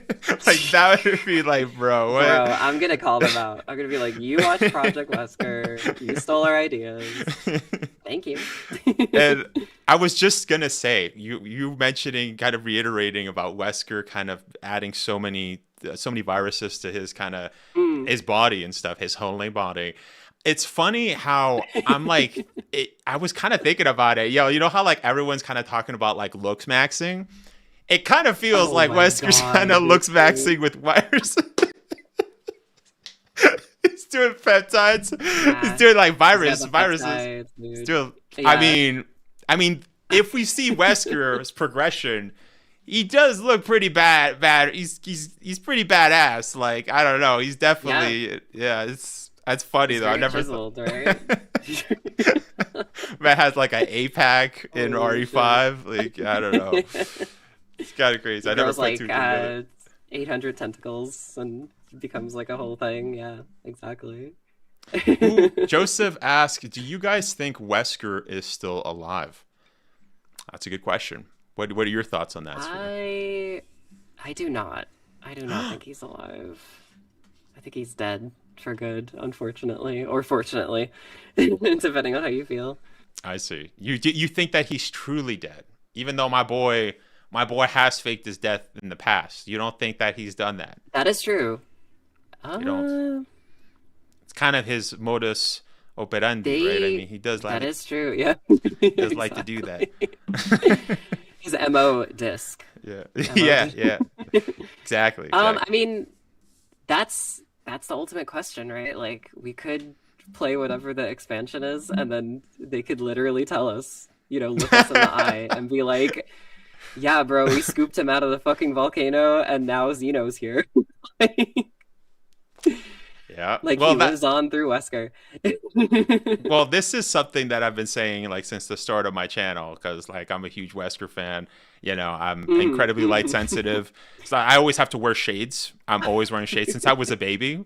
So that's why, that's why I call it the channel. Wesker. Yeah, or no, just part of Project W, right? One of the Wesker children. Because I don't know if you remember, like, in RE5, absolutely. There was like it was so funny. There was like a Japanese Wesker. There was a Hito Wesker. There was like a Derek Wesker. Yeah. There's Alex Wesker. You know what I mean? There's so many Weskers. So that's kind of like why I decided to name my channel Project Wesker. Right? It's just like you're a Wesker fan. We're all part of the Project W. But but going back to what I was saying, I this is something that I stated from like the get-go was. Wesker, when he was in the lava, he didn't like melt immediately. It wasn't like, that scene in like Terminator 2 where just you see like the guy got like the T8, what is it, T800 or whatever. Arnold, he's just kind of, descending and melting, or like Lord of the Rings when you see Gollum kind of falling down, just in general media, you see that people just melt. Like they're not for sure. They die immediately. But obviously what was interesting about that, it just almost looked like it was just like a scalding hot bath during that scene. It almost he's like, no, he doesn't even. No, you're so right. Like he doesn't melt at all. Like because that's usually what lava does. It just consumes like immediately, and he does not get consumed at all. He's like standing seemingly in lava. And my point too is that if you slow down the footage, it's the funniest thing. But if you slow down the footage as the rocket is coming towards him, I don't know if you've seen this. As the rocket goes towards him, he almost like pops in like a turtle, and just like his head like disappears, and I've seen it. Yeah, he goes like a turtle, and then the rockets hit behind him. And I'm like, it's a game that came out in 2009, so I don't know if they're gonna go frame by frame. But knowing Wesker, knowing his MO discs, exactly. It's kind of like, and also too, it kind of begs the question: Wesker is such a freaking good villain. He's such a good villain. Yeah. We haven't had a better villain since. Correct me if I'm wrong. I'm trying to think. Have we had a better villain than Wesker since RE5? No, I would argue that I think Victor has been the best out of the ones that have come after Wesker. Yeah. Like I think Victor is like the most, for me personally, is like the most enjoyable villain. Because like I didn't really care that much for Simmons, and I didn't really care that much for Evelyn or Mother Miranda. Like I like Miranda. Oh my God, Neil Newbon. Do you know what's funny? Very quick aside. Like I actually have been friends with that guy for like many years, and like I will literally say that to him every single time I see him. I'm literally like, oh, so how's your mother doing? And he's like, oh, what you talking about, darling? And I'm like, Miranda. Yeah. And he's like, and he literally would just go like, oh, fuck you. Was that intentional too, or was that like, I don't know? It was, you know, he's just British. He's British. Yeah, I see. It's funny. I met Neil at actually Calgary Expo. I think the first year that I was there, it was the same year that I met Roger Craig, as well as oh, cool. Jill Valentine's voice actor. I forgot her name. Oh shoot, Michelle Ruff, from Operation Raccoon City, and as well as Revelations. And Neo was hilarious. I remember I waited in line to go talk to him. He's like, "What do you do? You're press. So why are you waiting in line?" No, what the F is going on here? I'm like, it's fine. I would like, you had so many people. It was like straight off of like Baldur's Gate 3, right? Yeah. Where he plays Astarion, which is a fantastic character. But we were supposed to do an interview, but it never ended up happening. But he was so busy that year. He was so busy. But no, he's such a nice guy. Yeah, shout out to Nia. He's so kind. But yes, Mother Miranda. What was you were mentioning? Miranda, you were mentioning how the bosses haven't been as good as Wesker, right? Like Victor is kind of take the cake, right? He's the top contender. For sure. Yeah. I think Lady For me, D, at least. Like, and Lady D was underutilized. Yeah. Lady D is great. Yeah, but she should have been that's Mother Miranda. Yeah, so Miranda. It's just not. Yeah. I agree. Like no hate on Mother Miranda fans at all, but I just didn't vibe with her like all that much. But yeah, no, Victor has definitely been my favorite since Wesker. But yeah, that's the thing. Like I definitely did think about that. Like while I was playing Requiem, I was like, oh, I wonder if Xeno is just going to be like the Wesker replacement for the series, like going forward. And then they cut his head off immediately, and I was like, oh, okay. Yeah, well, there goes that. Yeah, and you know how we were talking about how that's basically Wesker's MO, is that he comes back. I don't think there's coming back from him being decapitated, if I'm being 100% on. But it's difficult. That theory that you mentioned about him like putting back his limbs and stuff could work. And also, we could also extrapolate too. Remember when those soldiers at the end of RE9 are like looking down and they're like, we got extract or whatever? I literally said this in my story video. I was like, they're either getting the vial of Elpis that Victor takes at the end, or they're recovering Xeno's head to mold onto a new body. Like, it's possible. It's like, it's totally possible, you know? Yeah. I was thinking like, too. Maybe that would be interesting. No. That would be very interesting. Like Hunk's soul fuels Umbrella. They're just like, we need to recover his body. Yeah. His soul is too important. I was gonna say, what was I gonna say? Something about, it was probably stupid. Mold or something. Who knows? Oh, we were talking about like it could be like the decapitation of Xeno, could be Commander, or could be Xeno that they were talking about, or the Elpis thing. Elpis, yeah. I think Elpis is a strong possibility because the connections could be collecting it to reverse engineer it and just like, figure out how to make their own batch of the mutated T-virus stronger against it. I did think about that while I was writing my video, because realistically I was like, what could they be recovering? Like, would it be Xeno's head? That would be so silly. But yeah, the vial of Elpis is a very strong possibility. I think it's silly because does Xeno deserve to come back? the way he fell, the way he like died is kind of like he lost major aura points. And my boy was aura farming, trying to aura farm the whole freaking time, you know, with the freaking smoking like a cigarette and everything. smoking a cigarette, the freaking one. He only had one earring, didn't he? He had like a sick freaking suit and stuff. Like he was straight up aura farm, which is Wesker coded. But then the fact that he just freaking got to that's like. He negative aura, bro.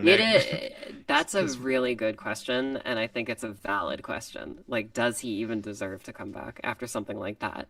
Especially since, like, as a storytelling fan, like, I do think that they just like accomplish their goal perfectly. Like, where Zeno is like the money making man, and Victor is the true believer. You know, like he's like down for whatever Spencer does, like at the end there. Meanwhile, Zeno's just like, bro, do you know how much money I wasted on this? And then he just gets axed like right away. So like I feel like an imitation. That falls and he looks so sad when he says that too. Oh my god. Yeah, that's true. Yeah, my boy was like about to cry. He's so like, depressed. What? Yeah. It's like pouring sweat. Yeah. So I have no idea, dude. Like I feel like they could take the story like anywhere, and I'm down for it. Like whatever they do, like because I did love the game like so much. I was just like, damn, like this game is like inspiring. It's inspiring me. Like, in what way? What do you mean? Like you just like you want to make more videos, or you want to I don't know. You're just. It made me like. This is gonna sound so funny. Like it made me want to like work on a Resident Evil game. I was just like, Capcom, how do I do it? Like, get me in there, put me in, coach. But no, it just made me like want to like make stuff like immediately. And just like the ending was like super hopeful, like with saving Emily and all that. Like, like that was the thing, right? I was just like, dude, this is the difference between Resident Evil and like every other horror game. Is just like, why not cure the monster? Why not? Try it out. That's a very good point. That's a very good point. Where that's something that even like like a lot of people that don't really know Resident Evil, but they watch the movies and stuff. They have this idea that it's just a generic kind of zombie, kind of a post-apocalyptic world, Last of Us, just everything like Walking Dead.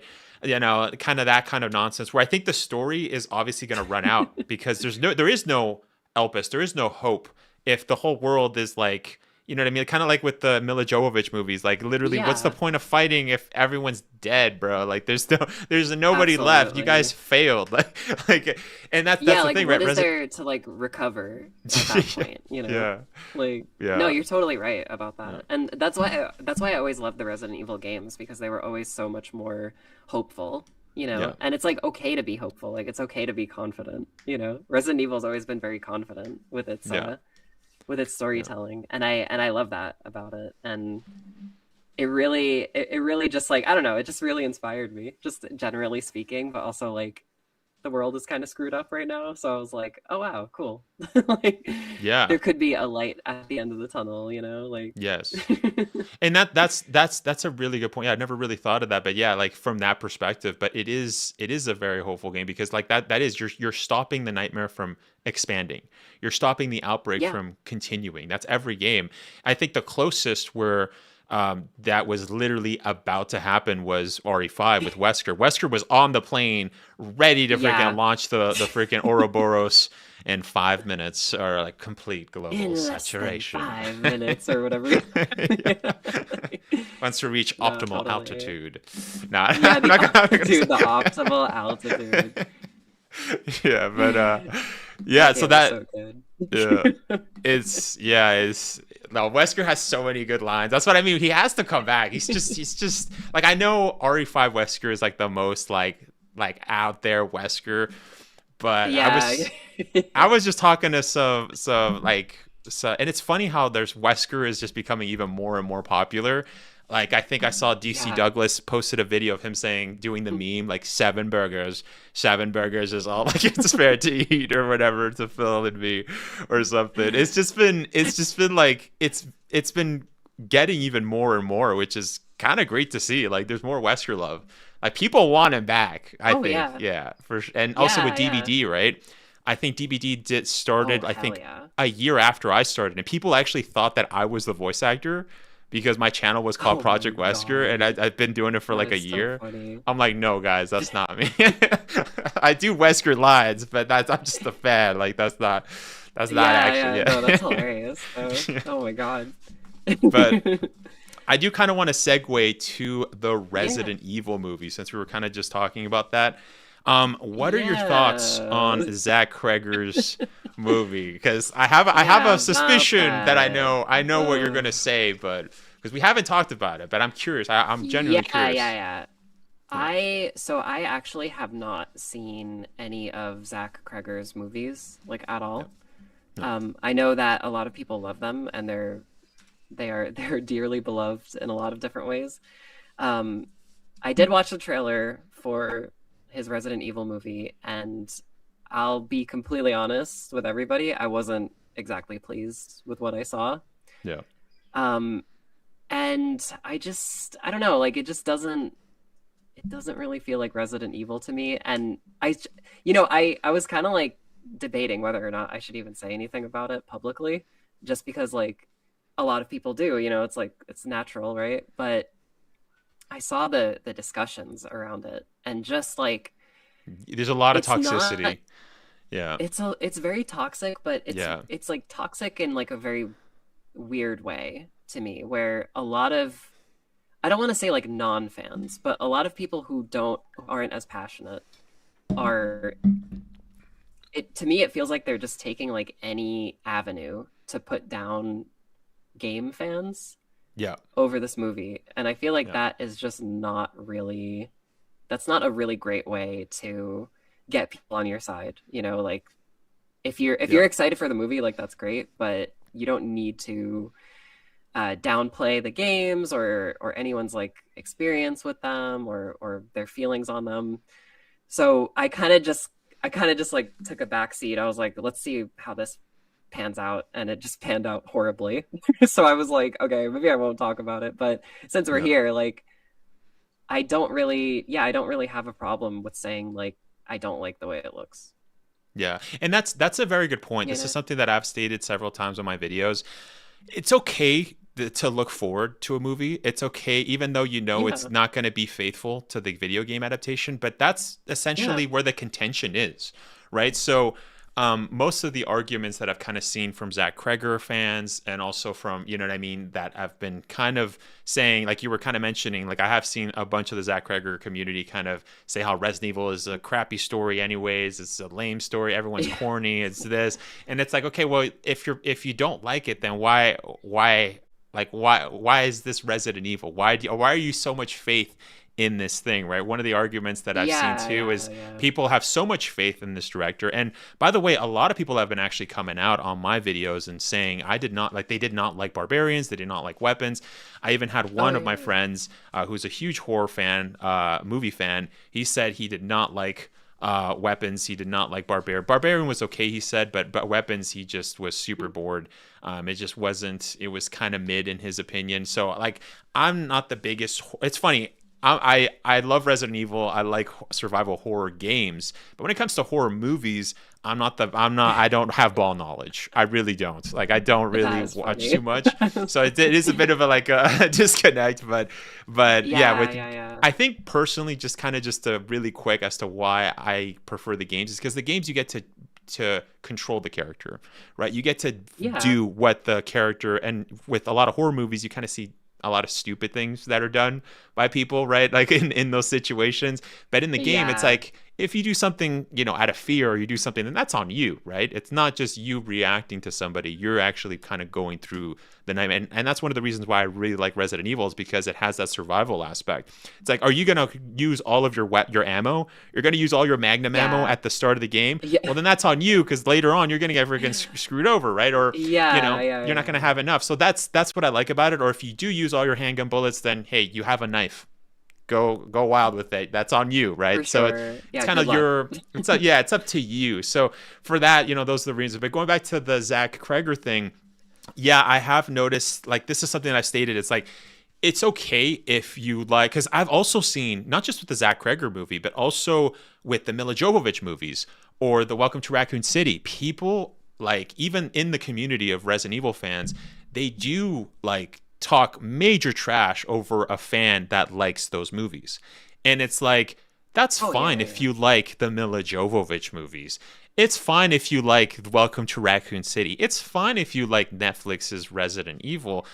Even though I don't understand, that's a little bit crazy for me. But I like, it's fine. You like, there's so many people that like media that's objectively not great, but subjectively, right, we like it, right? I think and that's with everybody. There's games, there's movies.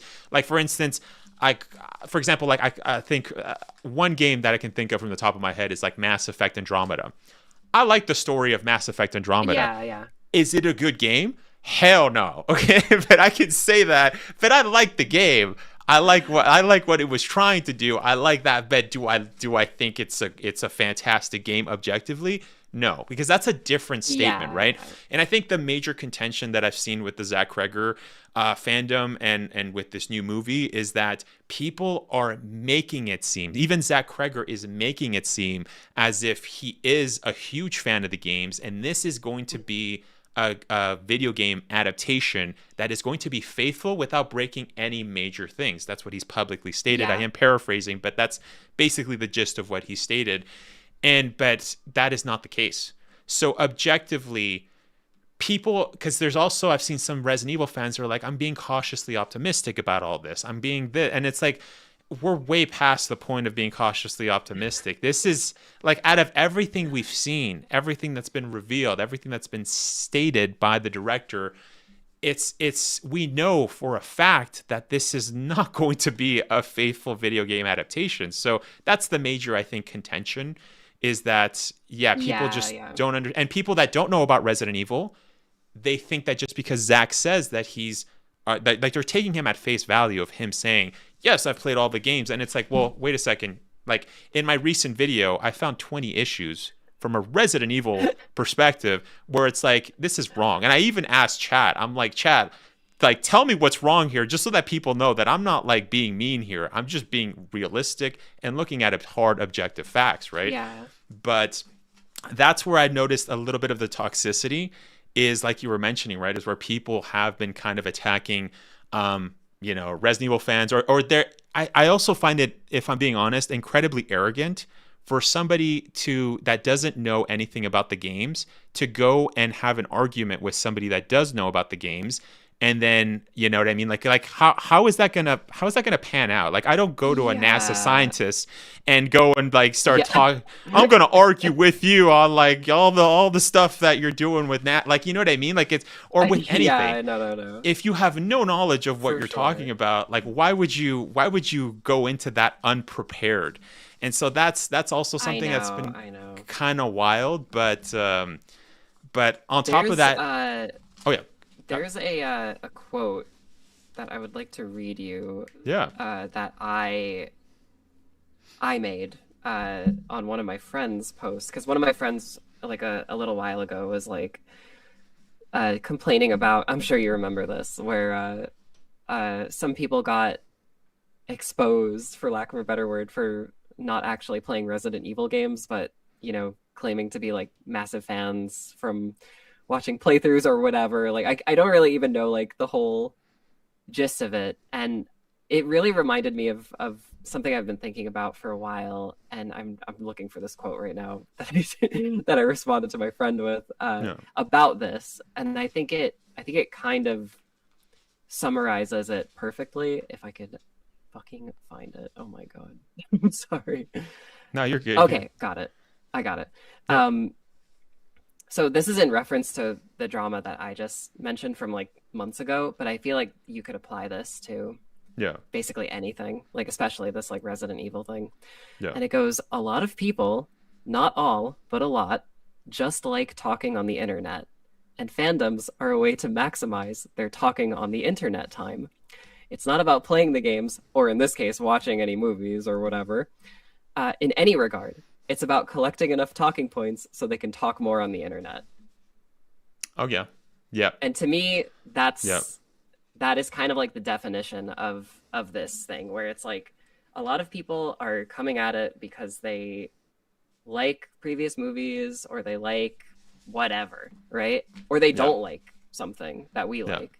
and they're part of that fandom, and they want to use it as an excuse to attack like our fandom, like our genuine passion for it, you know? And it just, to me, it really doesn't make sense, and it's extremely toxic, and it's like counterproductive, you know? And I also wanted to slip this one in, because you were saying before that you found like 20 different issues with what Zach Kreger was saying. I've only seen one thing that he's said about his movie, like in regards to like the lore and the canon fitting in with the games, and it blew my mind so badly because it just didn't make any sense to me. He said something where he was like, I'm a little fuzzy on the timeline and details as to when Leon was in Raccoon City. Was it before the bomb dropped or not? Yeah. And I was like, sir, if Leon was in the city as the bomb was dropping, he would not be in any other game. Yep. So that kind of told me all I needed to know, and that was sort of my quiet exit, if you know what I mean. I was like, okay, I'm gonna be over here.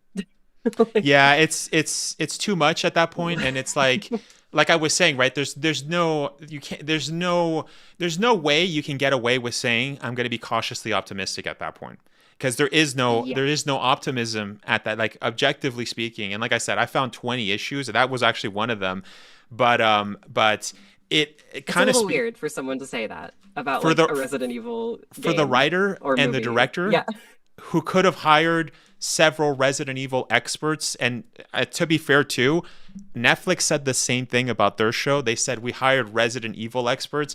And I'm sure if you watched the rest, did you watch that, Susie? Did you? There was no experts that were listened to on that. Were hired. Yeah, I watched up until like the last. I think there were like 3 more episodes I had to watch, and I just stopped. I was like, I'm good. Yeah, that's enough. The breadstick scene was good. I'll give you that. I don't even remember. I do that.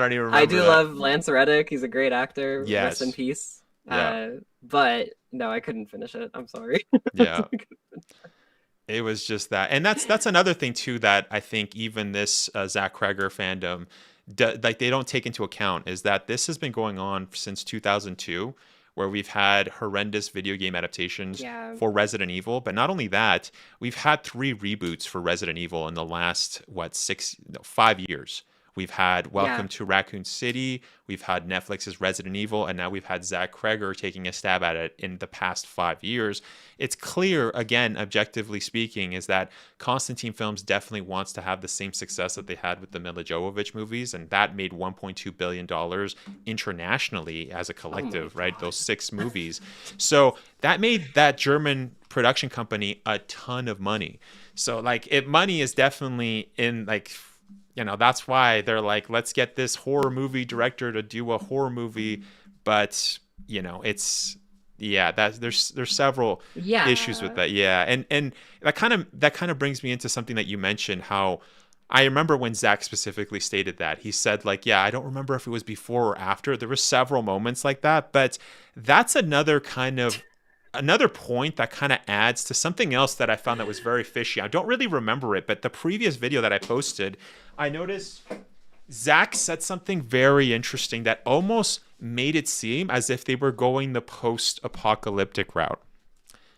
And oh, really? Yeah, he said, I like, guys, check out my previous video. I have to check it out too now, because like I said, I forgot what it was, but there was something he said specifically where it gave me like the vibe. Does anybody remember specifically, guys? But there's something specific. I was like, are they going the post-apocalyptic vibe? Because again, that's kind of the MO disc for freaking Constantine Films, right? Like every Resident Evil movie has had that post-apocalyptic. Well, I guess not Welcome to Raccoon City. Yeah, not Welcome to Raccoon City, but everything else has had the post-apocalyptic vibe. It's not not great. I'll just say too, like, just as kind of like my final thoughts on it. Like, everybody knows, like, I'm definitely like way more positive, like, just about things in general. Like, I'm always like, oh, if I'm gonna make a video, I'm gonna make it about something I love, you know, like, versus like something I hate, because you know. And I choose to live that way. I do, I hope the movie's successful. I hope people love it. That's all, like, that's well and good. I'll just say right now, I'm probably not even going to go watch it just because, the trailer did its job. It's not for me. Yep. And that's how it goes. So. Yep. If you're looking forward to it, I hope you like it. Yep. Yeah. And I'm also, that's an interesting point too, because I have seen people that are like, and that's what I've stated as well, right? It's like, if you like it, you're looking forward to the movie, that's fine. I don't have an issue with that. As mentioned, people like the Mila Jovovich movies. They like the Welcome to Raccoon City. They like the Netflix show. That's fine. Doesn't make you, it doesn't, that's your opinion, and it's subjective. That's fine. Like, everybody likes like objectively bad movies or objectively bad video game adaptation stuff, or video games, whatever it is in media. But I'm also interested, because what if the people that do watch the movie, if they really like the movie and they like the version of Resident Evil that is being portrayed in that movie that is not Resident Evil, even though Zach has specifically come out and stated that this can coexist with the games. Another issue in the 20 issues in that 12-minute video that I found. But that's interesting, because, like, where are those fans going to go? Because if they go to Resident Evil, where, like, you're not going to find what you find in that movie, because it's objectively, it's completely different. It's especially if you're someone who's online complaining about the games and the fans. Like, are you even going to enjoy that? Like, what? I think that's another issue I have, is, like, a lot of people, like, they just kind of say anything, right? And it goes back to what I was reading off before. Yes. Like they will just do that sometimes, where it's like, oh, the movie was great. Even though I talked all this shit about the game fans, I'm gonna play the games now and blah blah blah. And it's like, okay, like, that's a little weird. And I think that has to do more with I guess, the kind of thinking that most people have. But that quote that you mentioned definitely nails it. There's a lot of people that kind of say things just to be contrarian, right? They'll just say that, or they'll just pick a side and then hop on the bandwagon and kind of see, right? But And the other thing I was also going to say too, by the way, Suzie, are we good with time as well? Or do you, because you said you had to go, right? Or, how are you with time? We could go to like 5:30 or whatever. If that's okay. fine. Yeah. All right. Sounds good. Just wanted to touch base. It's actually fun. That's great. That's great to hear. Yeah. Because if you weren't having fun, that would not be good. But it's like, fuck. And kind of moving on from that, I definitely wanted to ask about the next. Somebody mentioned it before, but they were like, oh, Resident Evil Code Veronica is going to come out next year. That's not confirmed, guys. That's not confirmed. Do not trust the leaks. But that kind of begs the question: if it was up to you, what would you want to see Capcom remake next? I'm curious. Oh, I have such an easy answer for this: Resident Evil Survivor. Ooh, interesting. I think Resident Evil Survivor, it's definitely worthy of a remake because of what it is, right? There's a lot you can improve with that.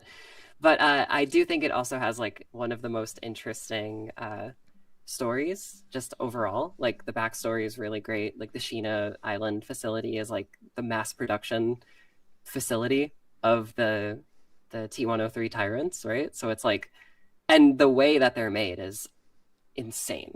Like, it's so crazy. Like, the lore behind, them capturing children and doing all these insane experiments to extract whatever brain matter to put into the Tyrant to, like, power it up is just so unbelievably sick and twisted. And I feel like you could probably tell, like, a really compelling and dark story, like, especially if they took it, like, really seriously. Like, could you imagine, like, if you played as, like, a very sympathetic Ark Thompson who genuinely thinks he is responsible for all of that? Like, that would be incredible.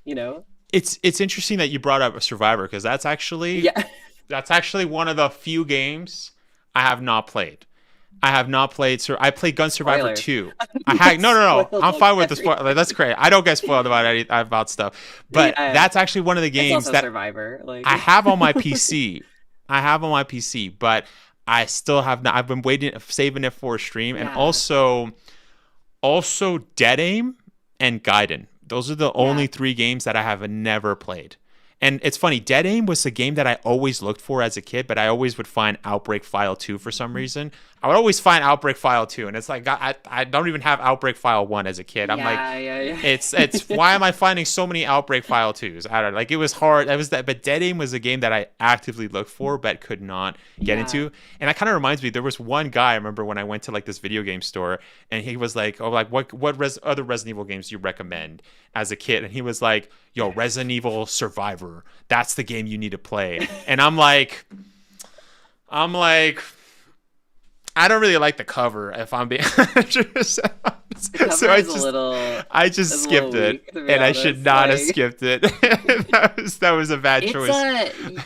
It's really interesting that someone would tell you that, because it really goes to show, like, I think the internet really has, like, kind of distorted a lot of people's perception of video games just overall. Because, like, that was always the thing you would hear on the internet was like, guys, Survivor is so bad. And then when you play it, it's like, it's like fine, you know, like it's like totally fine. Like, I wouldn't say it like it deserves like all the awards or anything. Like, I would love to see it get remade so it could be better and like a full video game. But like, it's totally like not terrible, you know. But and I feel the same way about Dead Aim as well, because Dead Aim is also kind of like a little janky. It's like 1 hour long. I did play Dead Aim, but I didn't beat it. Like, I played it, but I never beat it. Yeah. It's kind of like Gun Survivor 2. I owned Gun Survivor 2 as a kid, but I was like, this is like the lame version of Code Veronica. I think I have that up here. Oh, you have it with you? It is like it's such a lame version of Code Veronica. I was like, somewhere. I tried as a kid, and I'm like, look, I have it, but I'm not gonna beat this. This is just a lame version of CV. I'll play CV. Yeah. But yeah, and so that's why for the longest time, the only relevant story in that game is that it's all a dream, and it's in Claire's head. Like, that's the big reveal of it. I forgot about. Yeah, wait. I don't know if I saw a video on that. I don't know. That's kind of ringing a bell. She fights a nemesis in that game. And it's like, Nemesis is not in Code Veronica. Like, what is this? Yeah, I never beat it, so no, I don't remember that. But yeah, that's interesting. Yeah, but I was gonna say, I thought Gun Survivor 1 was gonna be the same as Gun Survivor 2. That's another reason why I was like, I'm not gonna bother. Yeah. Because I thought it was just gonna be a lame version of like RA2 or something. For like, as a kid, I thought that I don't need another Gun Survivor. Thank you very much. Another gun game. Yeah.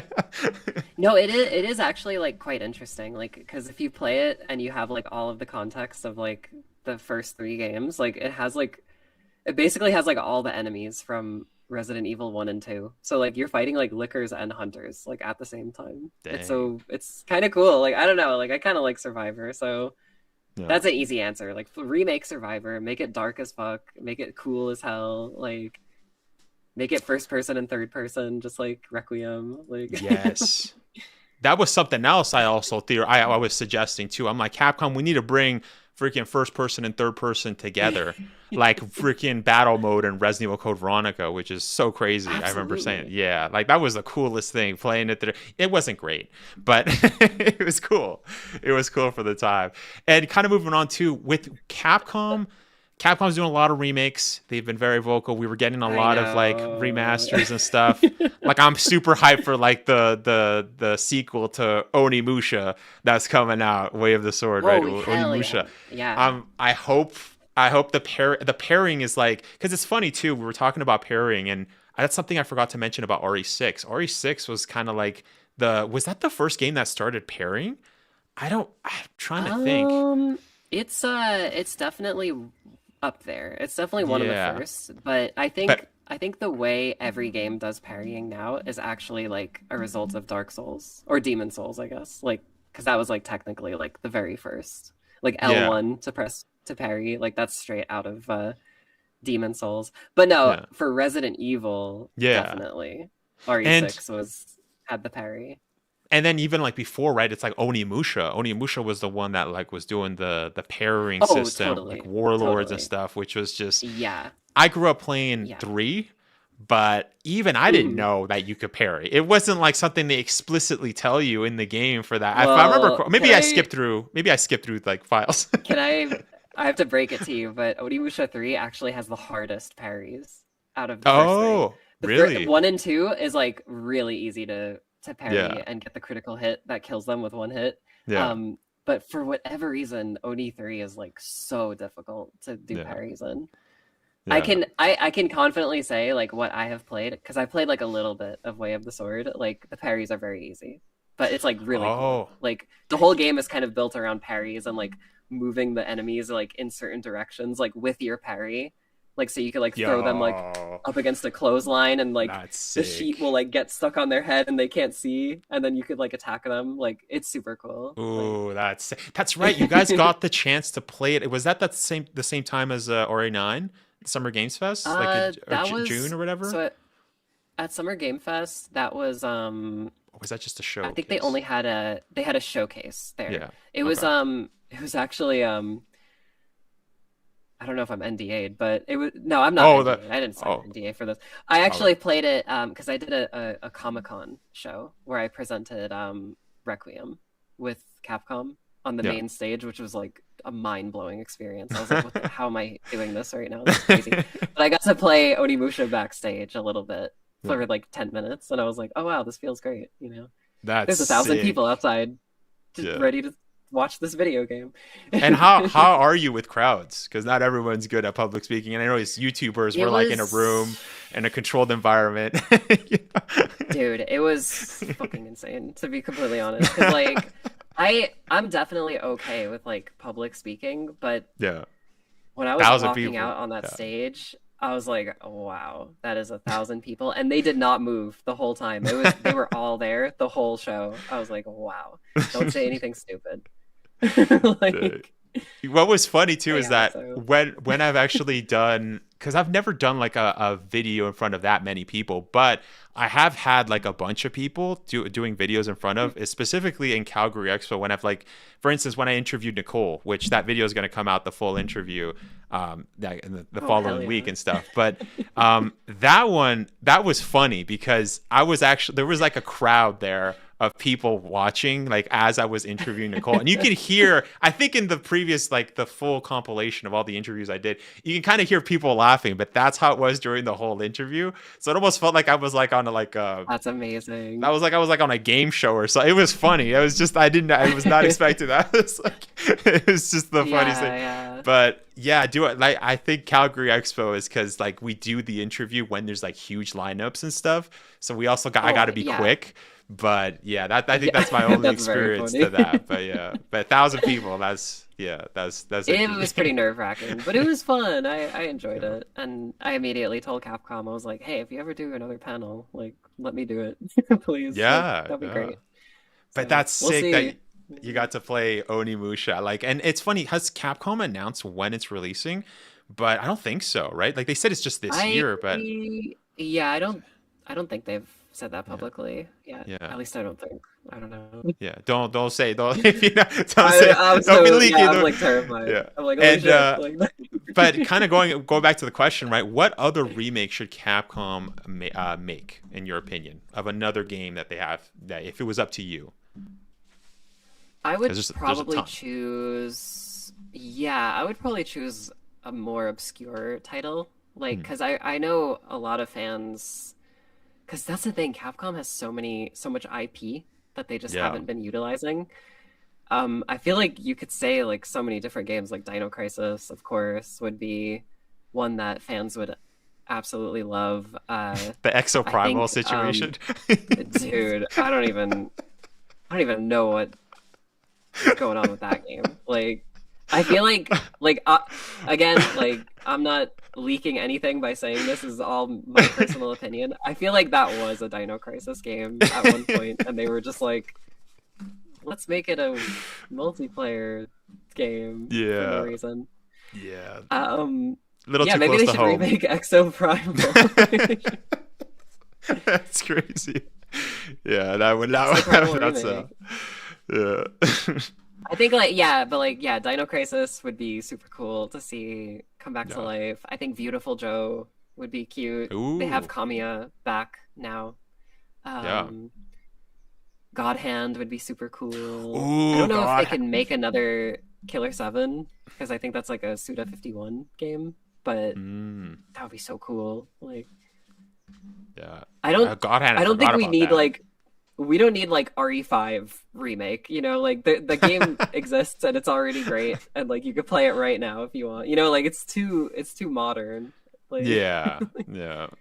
it doesn't need any like fixing, you know. But I mean, It's like fine. RE4, I was also like on the same boat. Like, hey, if they're gonna fix it, it's me kind of. too. But the parry mechanic in RE4 remake is like, dude, it's so good. all the Don Quixote like stuff, I was like, this is great. This is like genuinely great. Like the enemies are actually speaking Castilian Spanish. Like, like it's awesome.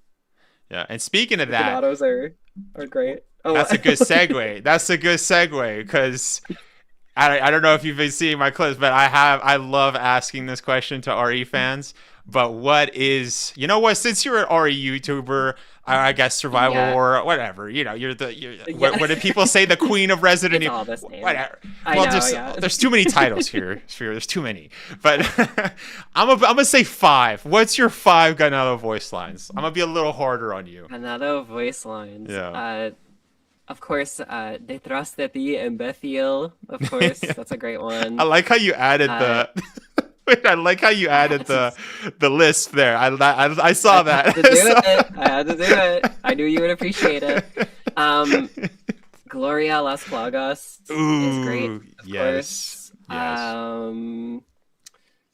Cogelo, of course, right? Cogelo. Ahí está, mátalo. Like, yeah. What is that, 4? Or what are we 4? Mátalo. 4. Yeah. I don't know. That was 4. One more. There's so many good ones that like I quote like all the freaking time. I feel like this one is so easy, but like it's so iconic as well. Like ahí va eso. Like, yeah, ahí va eso. Ahí va eso. There it goes. Yeah. Fun fact about Cogedlo. I don't know if you know this, but Cogedlo for a Latin American speakers, it was very sus hearing that as a kid growing up. Mean? So Cogedlo means grab him, get him, right? That's the direct translation. But in Latin American Spanish, it does not. People do not use it like that. It actually has a different meaning. It means fornicate with him, like, you know, like, yeah, like, are so, you like, serious? yes, for I'm saying it like in the best PR way, fornicate with him. So when they're saying cogedlo, it's how in Latin American Spanish, even though both games they do say cogedlo, they're basically saying like F Leon, but not like F him up, like don't rough him up. No, this is like fornicate with. Dude, really? Yes. So every Latin American speaker playing Resident Evil 4 was like probably like, hey, yo, what's going on here, Ganado? What are you guys doing? Yo, chill. Like, literally, me as a kid, I was like, what is going on here? This is crazy. I didn't know that. Yes. That's hilarious. Yeah. That's very funny. Yeah. So saying cogedlo is and it's funny too, because in the even in the OG they say agárrenlo, right? And that's the OG. That's how Latin. That's just like, you know, normal Spanish. But in the remake they added like slang, right, from Spain. So it was agarradlo, right? Agarradlo. And then, but it's interesting that the OG, and that's also basically grab him, right? But cogedlo is basically get him, grab him. It's kind of the same word, basically. It's just like another way of saying kind of the same thing. Like obviously not exact, but yeah, cogedlo is wild. As Leon, hilarious. Poor Leon, run. Yeah. Like, you don't know what these guys are freaking capable of, bro. Yeah. Get out of there. Yeah, what's another good one? I'm trying to think of like another good one. Oh, I guess they say rapido, right? Rapido. Yes. That was Nick's favorite one. Jamesamplin8889 super chatted $4.99. I hope Chris can borrow Claire's bike in code Veronica. bro. James is 100% trolling. Yeah, he's 100%. Thank you for the super chats, James. But also, yes, I you had to do. There's bike and Cobra. Interesting. Yeah, he's trolling. He knows that I don't believe in it. He also doesn't believe in it too, because I talked about how that specifically just made absolutely no sense for like a motorcycle in a small island like Resident Evil Code Veronica. But thank you for the. Oh, is that okay? Is that like a leak? Is that what people are saying? Like, yeah, it's the bike around. It was a leak. It's a leak. Wow, yeah. interesting. Which any person that's played Resident Evil Code Veronica it makes absolutely no sense. You would have to make severe changes. I wonder if they're getting that from RE9 or something. Like they just like made that up because RE9 you ride a motorcycle for like 1 second, like maybe. Like, you don't even that was another point too that I noticed, that you don't even ride it's more like a rail shooter. Yeah. Because you could just let go of the controller and go get a coffee and then totally. Yeah, like, but it's an awesome scene though. People come up with crazy ideas like that. That's crazy. Yeah. Yeah, I would highly recommend everyone watching just be surprised. If it exists and it gets announced officially, enjoy the surprise. Like, you don't need to know everything, right? Yeah. Like, come on. Yeah. And that's interesting too. Somebody was saying puedes correr, pero no te puedes esconder. That was a nice one. That was a nice Ganado. The old grandma saying that was just the funniest thing. But I also really love the aprisa se escapan los corderitos. Perseguidos, guiades hacia that's in the remake. Infinito. Yes. Yeah, that was such a goated one, which is basically awesome. hurry, chase them, guide them into the little goats are escaping. The little lambs are escaping. And that makes perfect sense because like that's like a mantra that Sadler is giving them. Bro, that game is so cool. I love that game. There's a lot of things like that in that game, which I am working on a video for those that are watching. I am, because there's a ton. There's a ton, but I gave you guys 2, but we'll save that for the video, boys. It's so good. Okay, this will be the last one because I need to ask you. Didn't they also add they have some lines for Eda, right? Where it's like una forastera, right? Yeah. For her. Yeah. Like that kind of thing. Dude, that is so good. I love it. Well, so that's the thing, Accuracy. right? In Spanish, because obviously Separate Ways. That's another good point. Separate Ways came out like for the PS2, but it was not included in the GameCube, correct? Because I only grew up with the PlayStation 2. I didn't have a GameCube. I have to go to my cousin's place to play like RE1 or RE0. Which is lame, but what was I going to say? Yeah, but since it was kind of like an old school DLC, if you will, kind of, the lines, they just reuse them for Separate Ways. Yeah. And that's highly incorrect in Spanish because it's so gender specific, right? It's the same as Italian, same thing as French, right? You have to be very specific with the gender. So it was very jarring playing Separate Ways, and then you would have people saying, "Hey, there's un forastero," and it's Eda, and it's like, what the frick? And they've changed all of the lines to fit, specifically. Yeah, they definitely did their homework for the remake, which is a detail that I love about that game. Like, So all I'll say, whatever they remake, I hope they remake it as good as that. Not as RE3 remake, right? Like that's not. That's a sad one for sure. Yeah, like because I love OG Nemesis, OG RE3, or and like I don't even like that's the thing. Like I don't even hate RE3 remake, but it is just definitely like a what could have been situation. Yeah, because it's a good game, but it's like like remake, like it could have been so much better. It could have been like top tier, lived up with everybody, and it's like it's a little rough. Oh, people are saying Spanish too. Avisad a los demás. Yes, you said avisas. That was close. Avisad a los demás. Yeah, let everybody know. Let everyone know. Yeah, there's so many good, and that's the funny thing too, is that's why I love asking that question, is that there's so many Resident Evil fans that literally speak Spanish, and it's like crazy because it's like you guys, like if you grew up with the game, if you played the game, you've heard it so much. Like that detrás de ti imbécil is a line that helps you in the game. It helps you because you know, but that's not the only one too. There's a ton of other ones where that they literally help you, right? For Spanish speakers, like, you know what I mean? So it's so goated. Yeah. Yeah. No, that game is awesome. I love RE4. Yeah. It's awesome. But anyways, I think we're about to hit the time. But thank you so much, Suzie, for stopping by and chatting Resident Evil with me. It was. Yeah, I'm glad that we could do it. For those of you watching, we were gonna do an episode earlier, I think like last year, but I got super busy with so many things. But I'm actually glad that we did it this time because because the whole like RE9 game came out, so we were able to make a much better episode. I think. There's so much to talk about, right? So and like you mentioned too with the Final Fantasy, right, where there's like or during that time where you transitioned into RE content, right? Right now with RE, we're getting so much stuff. It seems we're getting so much stuff. We're getting it like there's the space in between a Resident Evil game is very